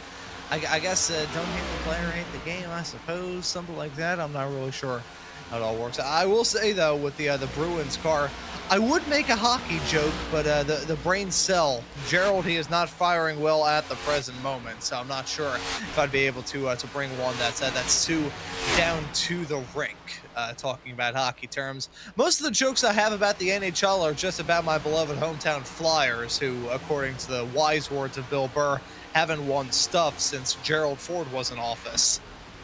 Yeah, that's it's a long time here. We're starting to wrap up pit stops here. A couple more. Chris Rill's already pitted. Let's try it again. Charles Wembley's coming down pit road, as did Landon Kimmett. That'll push some more drivers up the field here.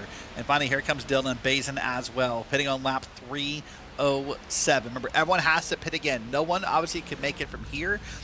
We think it's somewhere between 62, maybe 65, maybe 66 laps. We're still watching some drivers push this here.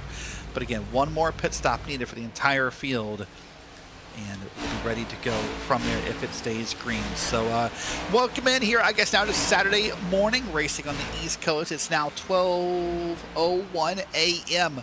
on the East Coast. Welcome into our East Coast viewers now to Saturday morning racing of the World 600 from Charlotte Motor Speedway. Derek Watson, Ron Mons on the call.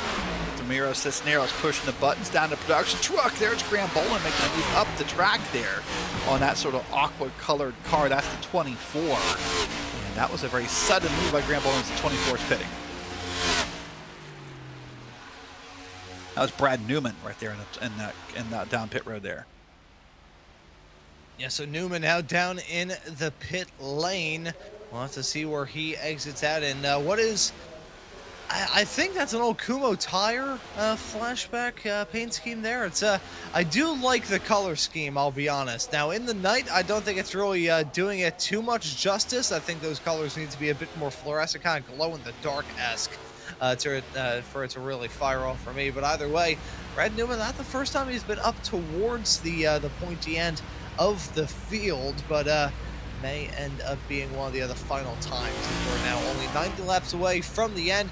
Dylan Cardenas has come down pit lane in the number 11 machine. He's had a pretty topsy-turvy night as well. We'll have to see what he does in pit lane when he exits out, what sort of time he has down in the pit stall, down in pit lane itself.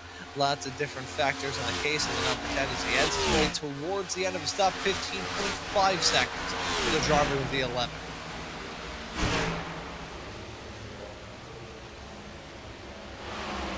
Timmons back on track here, and that should cycle us back around. I think almost all pit stops are done here. Christopher Hill's up front. Remember, Graham Boland, he's up in P2 about 3 seconds back. Now, Graham Boland's story here is he's going to get past in the bottom. Remember, he pitted early. He pitted back on lap 279. So he's about, say, 25 to 30 laps behind on tires. So he's going to have a hard time keeping up. But even if you add, let's say, 62 laps to where Graham Boland pitted, he's still good on the one stop. He can actually stop early, and I wonder somewhere in my head if that's the call, because if you're Graham Boland, you're going to have the time to justify getting tires and gas together. If you're some of these drivers who pitted late, maybe like a Dylan Bazin, you're going to pit again 307 plus 60. You're going to pit right around lap 370. You're not going to have time for a full tank of gas. It would be hard to justify 4 tires on that last stop, or you're going to sit there forever, quote unquote, doing nothing. I mean, waiting for those tires to go on. So I kind of wonder how that's going to work out. But we're going to find out as this race comes to a close. Working lap 313. We're going to step aside for just a moment. We'll be back for the World 600 finale here on iRacing Esports Network via RaceSpot. Experience the world's most legendary racing events with iRacing. iRacing special events allow any member to compete in full-length multiplayer races based on some of the biggest events in motorsports all year round. Compete in virtual endurance races, such as the Daytona 24, Spa 24, and the Nürburgring 24 Hours. Take on some of the toughest races on the NASCAR schedule, such as the Daytona 500. We have events from disciplines all across the racing world, from the Indianapolis 500 to the Chili Bowl, from the Bathurst 1000 to the Crandon Championship. Our endurance special events utilize iRacing's team feature, where members can sign up and race together on their own team, swapping drivers throughout the race. Other events utilize iRacing Super Sessions, where you're not only racing against those on track, but against every driver taking part. And as every race progresses, watch and feel the track change with progressive time of day, dynamic weather and rain, and dynamic track debris and surface changes. Take on your favorite discipline or try a brand new racing challenge with our biggest races of the year, the iRacing Special Events. Learn more at iracing.com/special-events.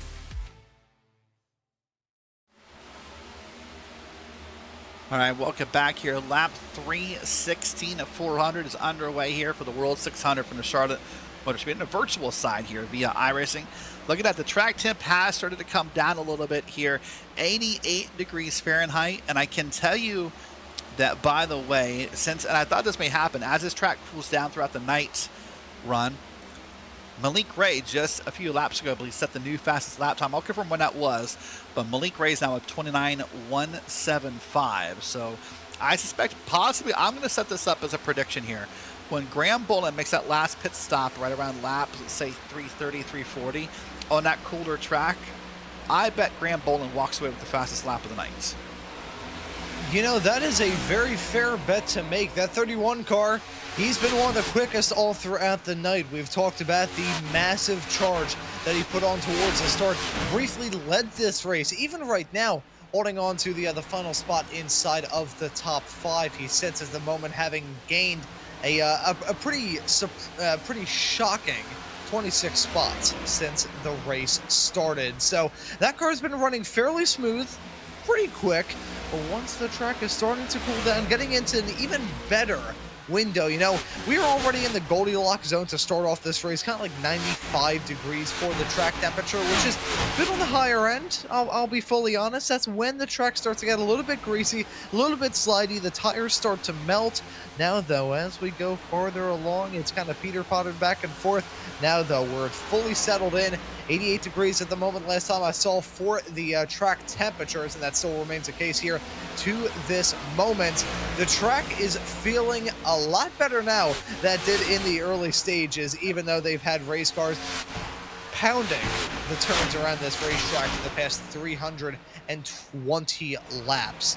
This is still probably the happy hour in terms of setting good lap times, drivers feeling comfortable behind the wheel of their race car, and having a boatload of fun along with it. Agree with all that, but I did confirm lap 304 just after Malik's pit stops when he set that fast lap, and that's still holding for Malik. By the way, want to cover a couple stories that happened here since the pit stops happened. Remember, Christopher Hill pitted a little early. You could argue that paid off because he now has a 2.7 second lead over Seth the Merchant. Remember, before the pit stops, they were within about, what, half a second of one another. So we'll see if that continues to be the case here. They pitted, I mean, 6 laps apart. So in theory, you say, you know, Seth has 6 lap newer tires. I don't think that's a big enough difference, but right now, Seth is having a hard time closing that gap since those pit stops. Sean Conklin's back in third, 4 seconds back with Malik Ray putting him under pressure here. You see that battle right there on your screen. And we are now down to 19 cars on the lead lap. And although there are only 19 cars on the lead lap, many of the drivers who started this race are still competing in it. At the moment, I think the retirements that we have here in this race just about stretch back to Johnny Gressler, who at the moment is classed down in 27th, 41 laps down, pardon me, from your current race leader right now. I keep making these comparisons to the 1960 World 600. By the time that race had entered the final 100 laps, after 60 drivers took the green flag in that event, only 24 were left. So this race has certainly shown that you can never say never in terms of retirements. We only had about 2 or 3 in the early stages, but things have definitely fallen off the rails for some competitors. However, things have come a long way in the motorsports world since the inaugural running of this race, way back when. A race that, when it was all said and done, was won by a driver that people probably don't even remember by the name of Joe Lee Jackson. I mean, how do you not? I mean, it's Joe Lee Jackson. No, Yeah, all kidding aside, you know, I was looking this race up earlier as well, just kind of independently, and you know, using the world's most trusted source of Wikipedia. The thing that stood out to me about that race, total race time, 5 hours, 34 minutes of race time in that race. That for a long time, that race got shorter and shorter year by year for the first 5 or 6 years of the running, but 5 hours and 34 minutes of race time. That is the longest World 600 on the books. It's 1960 and 61, and then 2005, where they went 5 hours and 13 minutes. So, but yeah, 5 hours and 34 minutes of racing in the inaugural World 600. By the way, it's 2022, and Denny Hamlin won it 5 hours and 13 minutes as well. So, but that was also extended laps. They went 619 miles that night. Whenever the day arrives, and I do hope the day does come, whenever that may be, only time will tell. But when the day arrives that we no longer have overtime in NASCAR in real life, we're going to look back on some of these, you know, crown jewel marquee races, the Daytona 500, the World 600, just Brickyard. Brickyard 400, the Firecracker 400. We're going to see these races be run to over their scheduled distance, and we're just going to be gobsmacked. As somebody who knows, frankly, a disgusting amount of history around the Indy 500, everybody used to, poke fun about Jacques Villeneuve, who won the final Indy 500 before the kart IRL split of the mid-90s through into the 2000s. Won it in 1995 after getting a 2-lap penalty. People have called that race the Indy 505 afterwards. If I know how much of a stink there was made when Joseph Newgarden got his first win at the Indy 500 in 2023 off the back of like 2 or 3 red flags in the final 30-ish laps of that race, maybe even a little bit less. If they put that race into overtime territory, I'm pretty sure Roger Penske would explode. Yeah, that sounds about right. Watching the battle on screen, Malik Gray here is up in P3 with Sean Conklin behind him. Seth DeMerchant, by the way, is losing ground on Christopher Hill. He's now down to 3 seconds back, and it just, oh boy, a little bit of wall tapper from Malik, not major, but just a little bit of a bump there. But it makes me wonder that maybe whatever setup Seth has in that car, Ron, that this wasn't set up for nighttime. Let's say nighttime is the right time for racing. Well, apparently if you're Seth DeMerchant, that has not proven to be true.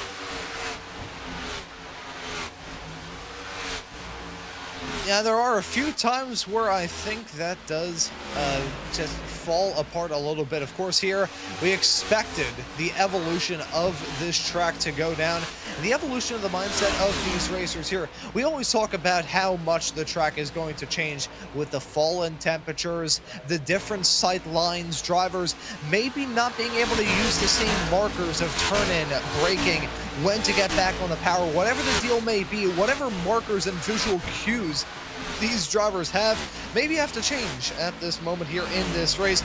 It comes down to a psychological factor as well. Time running out, some drivers maybe feel the temptation or urge, whatever it may be, to lift their foot off the gas a little bit more than they were doing in the early stages. With 70, now 69 laps left to go here in this race.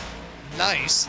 You are going to see these competitors just be in a different frame of mind than what they were at the start. That's a reason why some of those competitors that were holding on to good results in the daytime, heading off through the sunsets, now beginning to drop down like a rock as the nighttime has fully set in, and drivers who were not necessarily down in the doldrums, but just not feeling too great about their chances once the sun sets, they've been able to come alive. You look at the likes of Christopher Hill, Malik Gray, Sean Conklin, even Tyler Lateral to some degree, who, granted, that number 6 car probably been one of the more consistent runners here in this race. There have been very few times, if any at all, that he's been outside the top 10.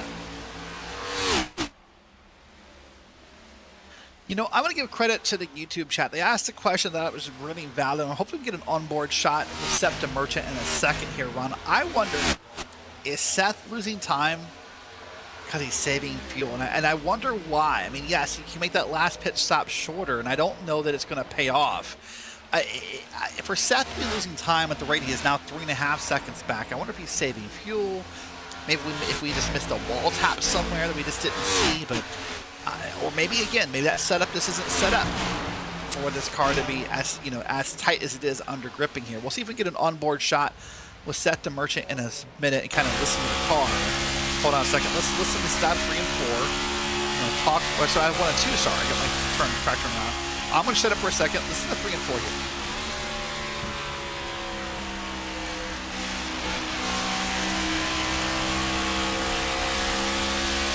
Not fuel saving. I mean, nothing out of the ordinary right there, Ron.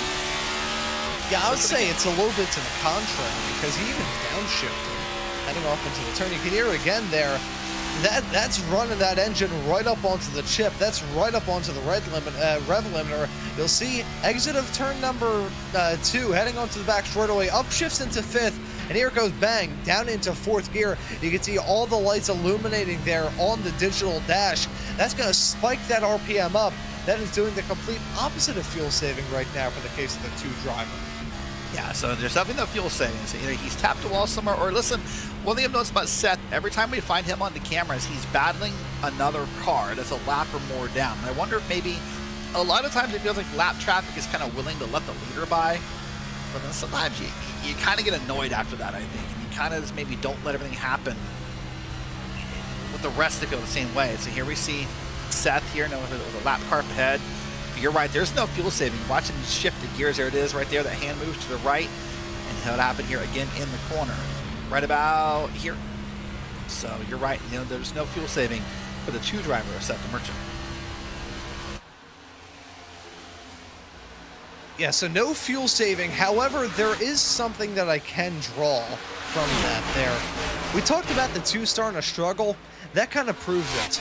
Now, the downshifting in these next-gen cars really been a topic of discussion ever since this car was first introduced back in 2022. One of the major changes, obviously, was going from the standard 4-speed transmissions that had been in use for decades over to these 5-speed transaxles that you've really just kind of seen in the likes of, GT cars in, the 90s and 2000s. It's still not the most sophisticated system in the world, but a big leap from what had been used for many, many years in the NASCAR world and had been used in the Gen 6. What we're seeing, though, there, downshifting midway through the turn, just trying to get a little bit of rear end rotation, trying to get a bit of bite, trying to turn that car in. You can see every single time we run on board with him, just trying to convince that front end, trying to convince the car, period, both the front and the back end, to say, okay, look, here's where I want you to go. Please go there. Having a race car that doesn't do what you want it to do is the most frustrating thing in the world. If anybody out there has got a new piece of technology, it doesn't matter whether it's a microwave, a blender, a Gucci smart toilet, whatever it may be, and it just doesn't work properly, doesn't do what you want it to do, that's always the most frustrating thing in the world. For a racing driver, when you're turning the wheel, pressing the pedals, and trying to do everything you can to get that race car to do what you want it to do, and it still refuses to do it, that's when you want to, just punch your head right through a wall.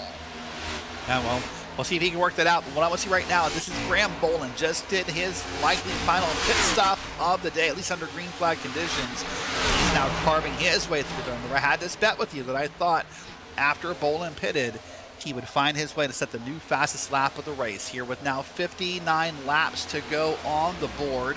Here he comes crossing the line. We'll see this next time by. I think this would be the one he'd have the best shot at. Right, last time he was the fastest driver in the field of the 29.525, but I bet he has a faster lap in him this time. So we're going to briefly look back at the 8 on the board with Bubba Arena, with Landon Kimmy and Matthew O'Brien. But let's also keep an eye on Graham Boland. Remember, he's the first driver to pit here. And again, if we stay green, I suspect he is done pitting for the day.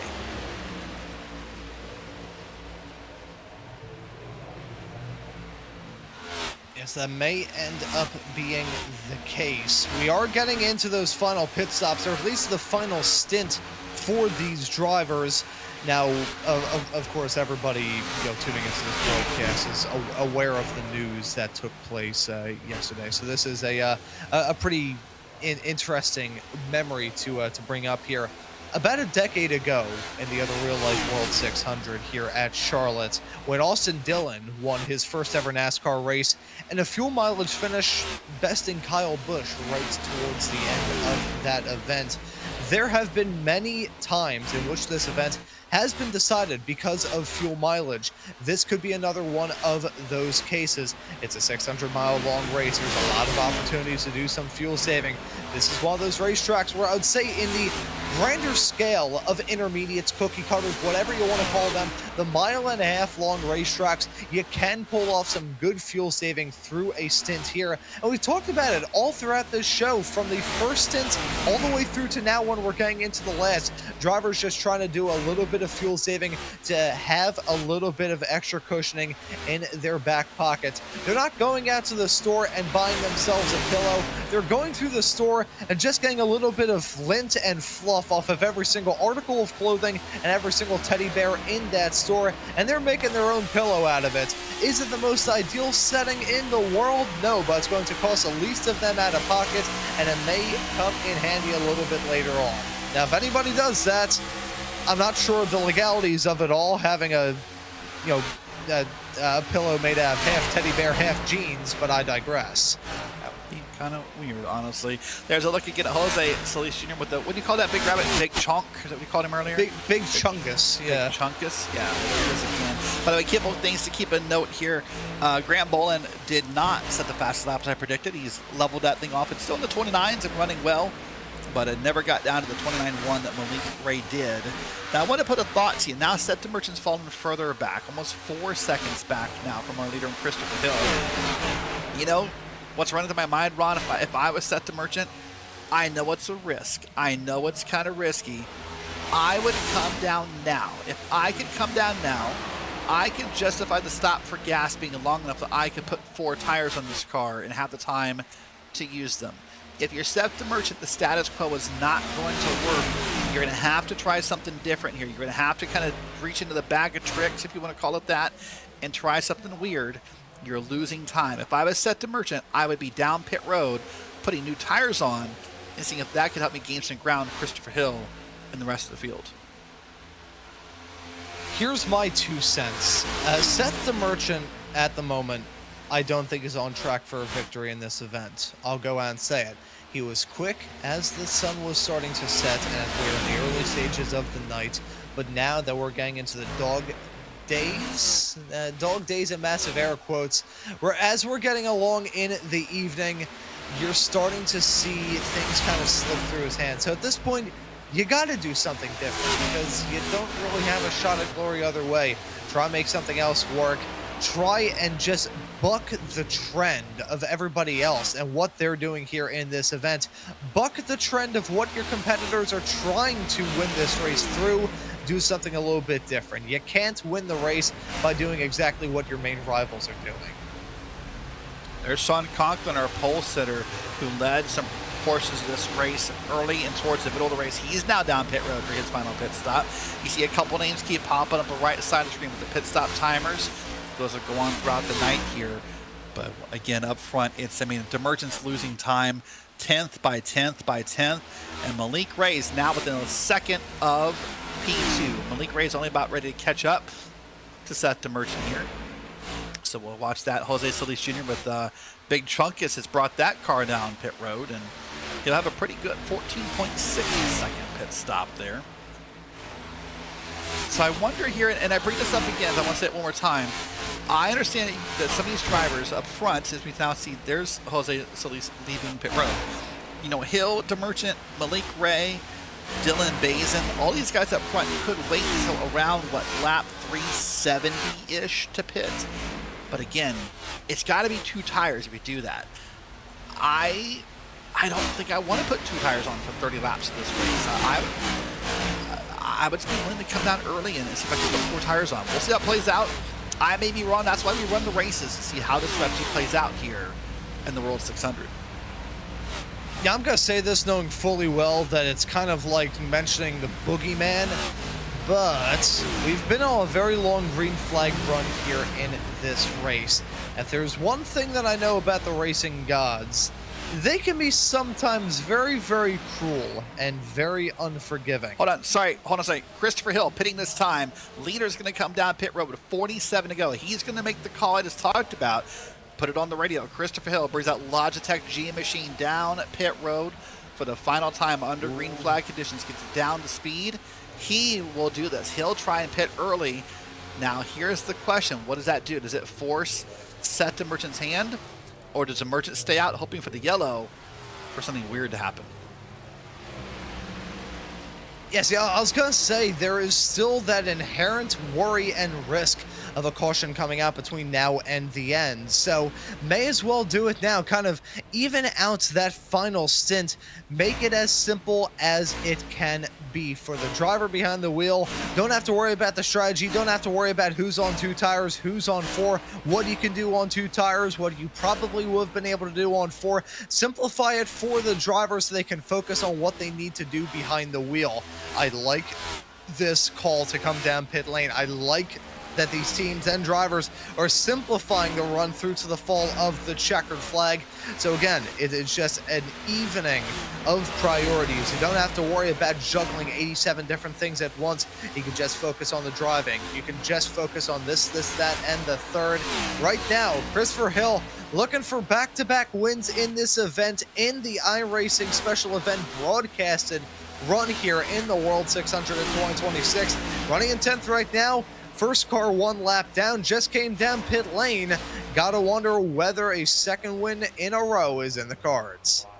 Maybe we'll have to wait and find out. We'll watch his watch his lap times, pardon me, as we come around here and see how he's doing. We'll wait till he gets an actual full speed lap in before we start quoting him and seeing where we are and what we're going to do. We suspect he'll be in the 29s. Last time by Seth DeMerchant of 30.511. So we'll wait and see. Yeah, Hill 29.3. So we're talking 1.2 seconds a lap faster on those tires for Christopher Hill. Here's the battle for P7, P8. This is Charles Wembley. Evan Say has been up and down the field now. iFly car most of the day. Now has a battle with some lap cars in the way here. And that's the battle on screen for P7.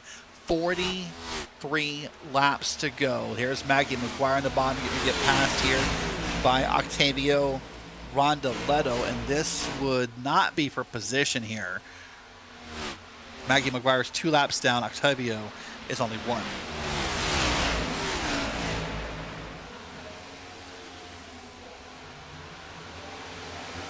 Yeah, what a bounce back for the 9. We saw that car bounce off the wall earlier on here in this race as side by side heading off into turn number 1 and 2. That came a little bit out of nowhere. Well, again, a move done and trying to jump in front. That's Matthew O'Brien behind the wheel of that car, and that's P16 for him for now. But Octavio Rondaletto, we saw him bounce off the wall in the early stages of this event. So now ended on a solid note coming into the final 40 laps of this race. It's not with a race winning position. It's not with the greatest spot in the world, but it is good considering the rough road that team and driver have been on here. So the gap between Seth DeMerchant and Malik Ray has not really closed in a while. It's still about half a second right now. These guys running basically identical lap times, within about a tenth of a second back and forth. They keep swapping here. So that half a second gap still exists. Dylan Basin's back in P3, but that's 10 seconds back off of the lead. So that group gets further back here. But again, Christopher Hill still running over a second a lap faster than these drivers. The question I have now for you, Ron, with 39 laps to go, has Seth DeMerchant just made his bet? Is he just praying for the caution for something to happen? Is he just committed to the bit, so to speak? No, in fact, he's not. Sorry, he must have heard my broadcast commentary because he's pitting this time by. He called it off here. He's going to pit with 39 to go and surrender the lead. Now the question is, how many tires does this give him? I think it might just be a two tire stop. Easier for me to say. Again, so let's see. Down in pit lane is Seth DeMerchant behind the wheel of that 2 machine. Gonna drop out of your top running positions. What will he do? We will have to find out as Malik Ray has assumed the race lead. 24 spots gained since the drop of the green flag for him as DeMerchant. Oh, as there we could see Ray coming down pit lane, slowed it up, heading through 3 and 4, and that's a pit stop for him. Meanwhile, DeMerchant is out and away, 14.7 seconds in the pit stop. Yeah, that is absolutely 4 tires. As here, 15, bit of a lockup heading into the pit box. I thought it was maybe going to overshoot it. He's up on the jacks now. Let's watch the timer here. Anything over 10 seconds is always going to be a 4 tire stop. And no, Malik Ray moving early. That might be, that I believe was 2 tires. Malik Ray is going to risk it for the biscuit. Or Trisket if he is feeling the low-calorie option. I am intrigued by that call by Ray. Again, drivers who maybe think, okay, look, my shot to win here, bit on the outside looking in. Let me try and do something a little bit different. Put my competition on notice, because you know for a fact that any of the spotters of his competition, they're going to tell their drivers, hey, look, 15 took 2 tires, didn't take 4. That is going to change the mood surrounding battles involving him. And of course, you know, not even to mention the fact as well, because of the fact it was a 2-tire stop, was able to exit out with a stormingly quick run down pit lane. I'm also going to go out on a limb, Derek, and say this. That's maybe the only front runner to have a 2-tire stop here in the entirety of this race. Yeah, we'll see if that changes as time goes on and the laps come down here. Now 35 to go. You will see a camera showing us pit road here and who's coming down. That's Nolan Hodgson down pit road here, coming down towards his pit stop, towards the front of the field. We'll see what he does here with this pit stop, currently P7 before the stops. Up top on the screen, that's Christopher Hill, and he has already unlapped himself and is now 15 seconds off of the lead. and is still running almost a second faster than our leaders. And for Hodgson, that was also 2 tires, 12.1 seconds. That's a longer 2-tire stop, but 2 tires nonetheless. We'll see if that has effect here. Some more drivers down pit road, and Christopher Hill now has Dylan Basin, Landon Kimmett up there ahead of him. That's only 2 drivers that need to pit. And after that, Christopher Hill will assume the lead here at Charlotte. What a fascinating way the strategy has evolved here as we have gotten towards the end. Drivers just about as split on their pit lane decisions as a freshly opened case of Neapolitan ice cream. This is really intriguing. You have those drivers on the 2-tire stop call. You have some drivers just trying to make it to the end here in this event. They've already been behind the wheel for hours on end. Right now for your current race leader of Dylan Basin, as he came across the stripe a few moments ago. And again, this is still going to change as we have a little while left to go in this race. Already 3 hours and 19 minutes in the car. So for some of these drivers, they just want to see the end. They don't even care whether they're first or last. They just want to see that checkered flag. Those 2 drivers that came down for 2 tires, though, you know exactly what that is. That is a shot across the bow to say, hey, I am going to try and get this race win. Dylan Basin, though, your race leader right now. What will he do to come down pit lane? What is he going to do to try and win this race? So a long way left to go, but we know the pace has come out of that machine of Basin here tonight. And how fitting would it be to see the number 8 in victory lane? It would be fitting in a way, wouldn't it? Just see that happen. You mentioned we've been in the cars about 3 hours and 20 minutes. Want to hit you with the stat. In real life, at least, the shortest World 600 has happened that went full distance would have happened back in 2012. Martin Truex Jr. was your winner in 2016. 3 hours and 44 minutes and 5 seconds, and then Casey Kane in 2012. 3 hours and 51 minutes. So 3 hours and 44 minutes, the shortest full-length World 600 on the books. There's Evan Say speeding on pit road. That'll put his night to rest of having any shot to win the World 600, as he will now have to come down here and he'll serve that black flag during the pit stop. This will likely be a 40-second stop and hold for the 23 car.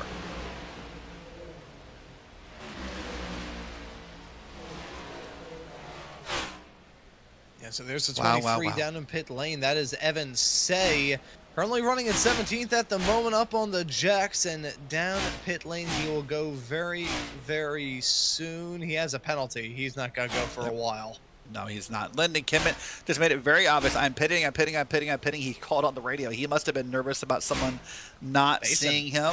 And Dylan Basin's also pitted. So now the cycle is complete, and Christopher Hill assumes the lead with about 29 laps to go.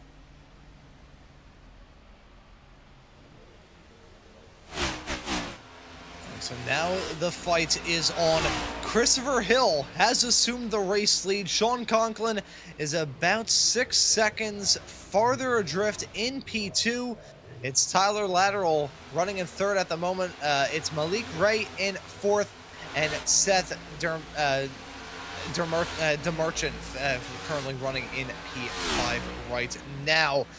Gotta say here, at the moment, Derek, it's really hard to bet against the 5, ain't it? Yeah, it's a much different race than last year. Last year we were all kind of had a couple of late moments that really got this thing exciting, and this feels like more of the World 600 from 2 years ago when we watched Garrett Maines walk away and possibly just win the race from what I recall by seconds over the field. Right now it does appear to be Christopher Hill's race to throw away. Malik Ray 6 seconds back. He's under attack from Sean Conklin. And these two, that question is, do they just start racing for P2? Or do they try to stay in line and find a little iota of speed to help them close that gap? Not that I think they'll close it. I'm just curious if they try it out or what they want to do here. Evan say that's a long stop, guys. I think he may have just given up and just said, hey, a 2 minute stop is more than what the penalty would have been here. So Malik Ray, Sean Conklin, the battle on the track right now. 26, almost 25 laps to go. Again, unless something happens on the track, this appears to be Christopher Hill's race to walk away with. Yeah, Someone in chat asked if we can get Larry Mack to give us the trend. I don't have a Larry Mack voice, nor do I know the trend, so I'm gonna pass. I don't like Yeah, I was gonna say that I can do a pretty reliable country accent, which is odd considering I've spent my entire life living in the city of Philadelphia. But I am not going to break that out here on this show because I'll do it on broadcasts that are viewed by a handful of people, different time slots. Here though. I do not want to embarrass myself in front of a crowd of it. That would basically be like me standing up in front of the crowd and literally just giving myself a wedgie. That's awkward. All right, there was a couple more pit stops down pit road. That was Newman down pit road, a full pit stop, 4 tire. Oh boy, that car wiggled off of pit road, and that was almost the moment people were waiting for, but nope, he got it gathered up there. That's Brad Newman, the Australian. Whew. That was a very tense moment. I'm sure Christopher Hill could feel it happening. He didn't know it was happening. It was like the Force in Star Wars. He just kind of felt a disturbance in the presence right there for a moment. I had that once happen to me as I headed my way through the lumber department of a Home Depot. You felt a disturbance in the laps left to go. Yeah, it was just something felt off. So I walked away. Fair enough. I don't have a response to that. So we'll watch Christopher Hill here.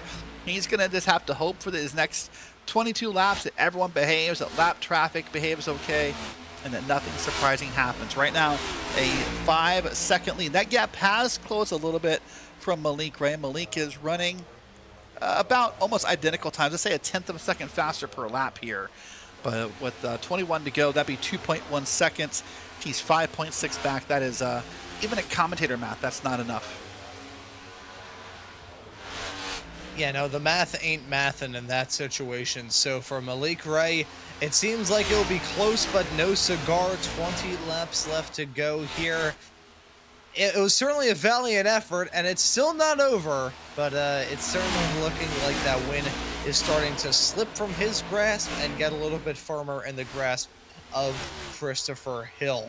What a driver really has been up to this point. We don't want to talk about it too much, but really, has there been like a really substantial point in this race where that 5 car hasn't been inside the top 10? It has been a race of comers and goers, but for the most part, he's been staying up there through the tides that have changed pretty much with the direction of the wind here in this race. I mean, you almost argue Sean Conklin's sort of the identical. Of course, Conklin's right now back in 3, and he's fallen back from Malik Ray, but Conklin's and those drivers have been up there all night long, just maybe not up there when it matters the most. Malik Ray still trying, guys. He is now about 0.2 of a second faster than Christopher Hill last time by. Still 5.1-ish seconds back, and a little changing back and forth here. But again, with 18 laps to go, I just don't think it's enough time. Here's a race on track here. That's going to be Seth DeMerchant trying to make his way back through. He is now wanting to race Sean Conklin, and he'll have to get around that lapped car first in order to do so. Can DeMerchant maybe walk out here with a podium? That may be a victory in his mind. You have to take the wins when they are allotted. I've read that in a fortune cookie before. For the number 2 driver, it has been a topsy-turvy night. In the opening third of this race, we didn't really talk about him too much. We mentioned him occasionally, but that was kind of it. Then things started to look like they were clicking in place. He was able to get the moves done. He was showing some speed, kind of the speed like he's showing right now as he goes side by side with Conklin in this battle for third. But then things started to fall off. I think, though, that fall off is kind of just, it punches you. It's a kick in the shins. So right now, Seth DeMerchant looking for bragging rights at the moment. P3 would not taste nearly as sweet as a victory, but it would be a good consolation prize at the end of what has still been a very well-executed night behind the wheel for that number 2 driver of DeMerchant. By the way, I do want to address a question from the YouTube chat, the difference in the numbers for Christopher Hill. The 5 is a number that's assigned to him by iRacing. That's how he's ranked in iRating inside this race. That's the official number given to him. His paint scheme has a custom number of 25. That's why you'll see a difference. iRacing does allow these drivers to put on schemes to have custom numbers on them, and that's why you're seeing a difference in those two paint schemes. So I guess someone said it's either 5 or the 25. It's like saying, is it, was the dress black and blue or, blue and yellow? What was that argument? I forgot. But he's technically both, I guess you could say, in a way. But I often use the ticker in the top left of my screen as my reference point. So to me, he's the 5, but he's also the 25 in the car. I'll tell you what, if I take off my glasses, granted it turns all of the race cars' numbers into blobs, but it certainly does that for Christopher Hill. Either way, though, whether it's the number 25 or the 5 on the side of that race car, we know that he has a 5-second gap back to the 15 of Malik Ray as he looks to be P1 at the end of this race. 13 laps now left to go here at Charlotte. 13 laps that I feel like is going to fly by for some and drag on for others. I think Christopher Hill may be part of the latter category instead of the former. Yeah, Matthew J. O'Brien, the bottom of the screen, he's under attack. This is a battle for a position. That's Landon Kimmett here. They're battling for a top 10 position here with 13 laps to go. But I agree with what you said. Right now, I guess if you're Landon Kimmett trying to get around O'Brien, these laps are ticking by fast as you're trying to make that pass and get it complete. If you're Christopher Hill, who wants to see this game over with, this will feel like another hour of racing inside that car probably here. Now approaching the 3-hour and 30-minute mark of this race, by the way. Happy you're along for the ride one more time from the iRacing Sports channels, whether it be Twitch, YouTube, like this on the Facebook feed, on the race feeds. We're being presented by RaceSpot TV. Happy you're along for the ride and have a great night of racing with you. Derek Watson, Ron Mons, with Ramiro Cisneros pushing the buttons down in the production truck. Here's a battle with Malik Ray and Seth Merchant. This battle has closed down to within 0.4 of a second, and both of these drivers are a little faster than our leader. They're both about a tenth or 2 tenths faster, but again, that's just not fast enough with how few laps are left.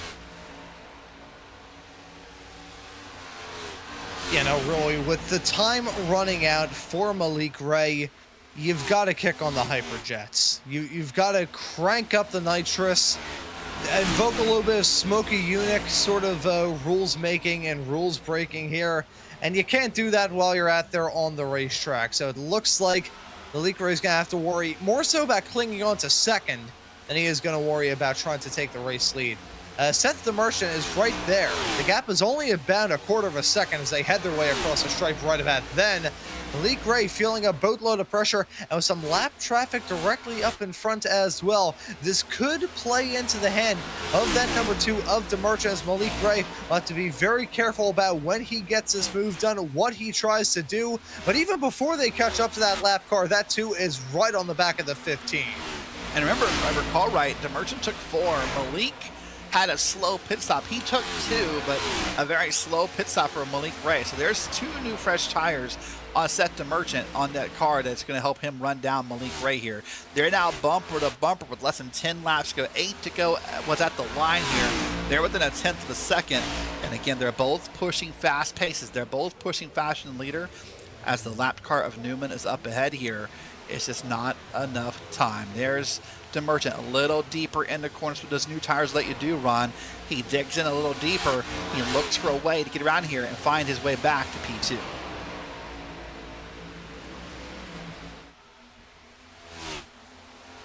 And so now 7 laps left to go, and for the number 2 of Seth the Merchant, time and opportunities starting to run a little bit thin on the ground. When is he going to try and get this move done?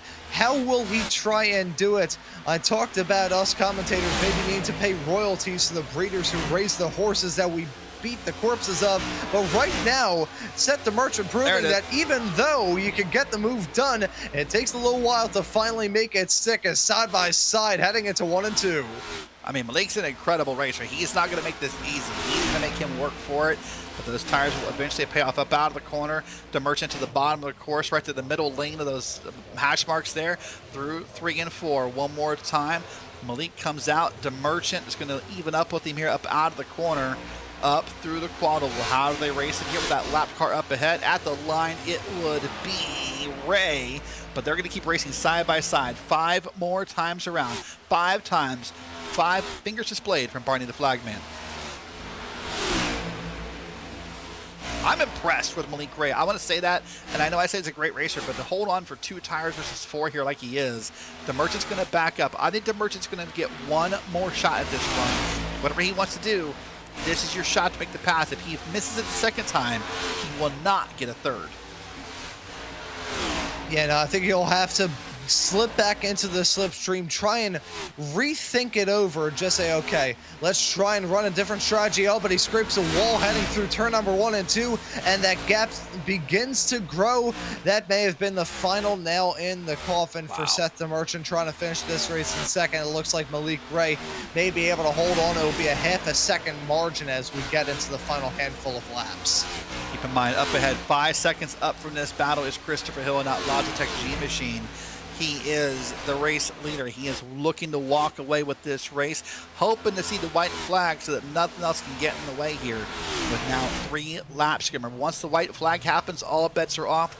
There are no cautions on the white flag. Coming up out of turns 3 and 4. You know, a year ago, Christopher Hill fought all night long. Many pit stops, many great calls to get up in the field, and he ended up beating former NASCAR champion Zach Novak by 19 thousandths of a second. This year, a much different race for the driver of the Logitech machine, up 2 spots. Means he qualified P3 on the day, as he's going to try and pass Maggie McGuire one more time. Through 3 and 4 here for the penultimate time. They'll get ready to go. And here we are, white flag in the air. All bets are off. Sigh of relief for Christopher Hill. One more time around at the World 600. And now it can be said, with only about 3/4 of a lap left to go for Christopher Hill, what a fantastic green flag run to bring this race to a conclusion. You usually expect things to get a little bit ugly in a race this long, but these drivers have played it to a masterpiece. For the second year in a row on the Friday night open broadcast split of the World 600, Christopher Hill comes home a winner at the World 600, the longest NASCAR race of the year. What an incredible battle. What a great job for Christopher Hill to battle back with the strategy calls. Malik Ray will come in second, by the way, by over about half a second over Seth the Merchant, and the rest of the field will come by on through. What a great night of racing run. This has been an incredible night for NASCAR's longest nights of the year. Yeah, and action throughout from a pretty jumbled up kind of first half of the race in comparison to what we saw in the second. Really good racing. The 2, I think, just wrecked trying to come down pit lane there. I think I saw him get a little bit sideways, but gonna see the 5 burn it down. Second year in a row, the 5 gonna be victorious here at Charlotte. Definitely a different set of circumstances at the end of this race, but still a deserving winner. A well-composed, calm and collected drive here in the night for Christopher Hill to win NASCAR's longest show. Incredible run overall. We'll wait for the official time in a little bit here. We do our unofficial results. But Christopher Hill in that 5-car official, the 25 on screen, is your winner tonight at Charlotte. All right, well, let's go ahead and take a look here in just a moment at tonight's unofficial results from the World 600. And we will get those up on the board here. Here it is. Christopher Hill wins over top of Malik Ray by 5.4 seconds. Seth the Merchant 6 seconds back here in P3. Sean Conklin and Tyler Latterell finish out your top 5. Then it's Dylan Bays and Graham Bolin, Nolan Hodgson, Landon Kimmett, and Matthew J. O'Brien rounding out your top 20. Or your top 10, pardon me. There you go, Ron. Yeah, I was about to say, I was like, it's a long night. Yeah, don't worry, it's all right. I've been speaking in tongues for the past half hour. Jose Solis Jr. will end up in 11th. J.R. Borbanama will finish in P12. Octavio Rondaletto will be in lucky spot P13. Daniel Nani will be in 14th place. Jun Sun Lim will be in P15 from Charles Wimbley in 16th place. Yuma Yao from Japan will be in 17th. Jacob Brower in 18th. Matt Press will end up this race in P19. Thomas Derays will round out your top 20. There's the top 20. Now let's come back to 21st. Mackie McGuire 2 laps down with Brandon behind in 22nd. Then it's Dylan Cardenas, Evan Say, and Gabriel Pellegrino back through P25. Then Wyatt Tinsley, Johnny Dresser, Joseph Collada, Andrew Navarro, and Paul Hill start the list of cars that did not finish this race. Yeah, and then continuing on, Brandon Schmidt in 31st, Ryan Duchette in 32nd, Ricky Heinen in 33rd, Finnegan Myers in 34th place, Gigan Sobillo in 35th, and Abraham Avella in P36. The first driver to fall out of this race after an incident that brought out the first yellow flag. 400 laps, 600 miles, and a deserving two-time winner. Well, speaking of the winner, we'll give him a second, see if we can get a hold of him and get his comments on this race tonight. See if we can get him up in the iRacing Esports Network Discord server and get him moving here. But again, as you said, what a great night of racing. This is a little over 3.5 hours. I believe it's going to be the official time of the race here when all is said and done, Ron. And it's been just an incredible, incredible night. Yeah, and that it truly has. We talked about the amazing racing action. We got to see the amazing racing action. And as things started to settle down and we started to see drivers be able to string together a very long green flag run to end off this race, we got to see the strategy take a hold as well. That's what I like about the World 600 year in and year out. You do get to see pretty much everything that the NASCAR world has to offer, from amazing racing, occasional bits of chaos, and the strategy that keeps the mathematicians in the audience always tuned in, always clicked in, keeping notes on everything. That was a very well-rounded evening of racing action here for the World 600, just part of the amazing special events calendar that we have here in 2026 here on iRacing. All right, well, it does not look like Christopher Hill is available for comment, so we're going to go ahead and say congrats to him on the race tonight and the win this evening, and we'll look ahead to what's next on the calendar for the special events, Ron. Next weekend, well, that's 7 days from now, 8 days from now, the 4 hours of Thruxton. It's the TCR's time to shine on iRacing. It'll be here live on RaceSpot May 30th and on iRacing Esports Network May 30th at 8:30 p.m. Eastern Time, here live for you to view. That's going to wrap it up with us. For Ramiro Cisneros, our producer, for my co-commentator Ron Mons, I'm Derek Watson, saying congrats to Christopher Hill and have a great weekend of racing and happy Memorial Day.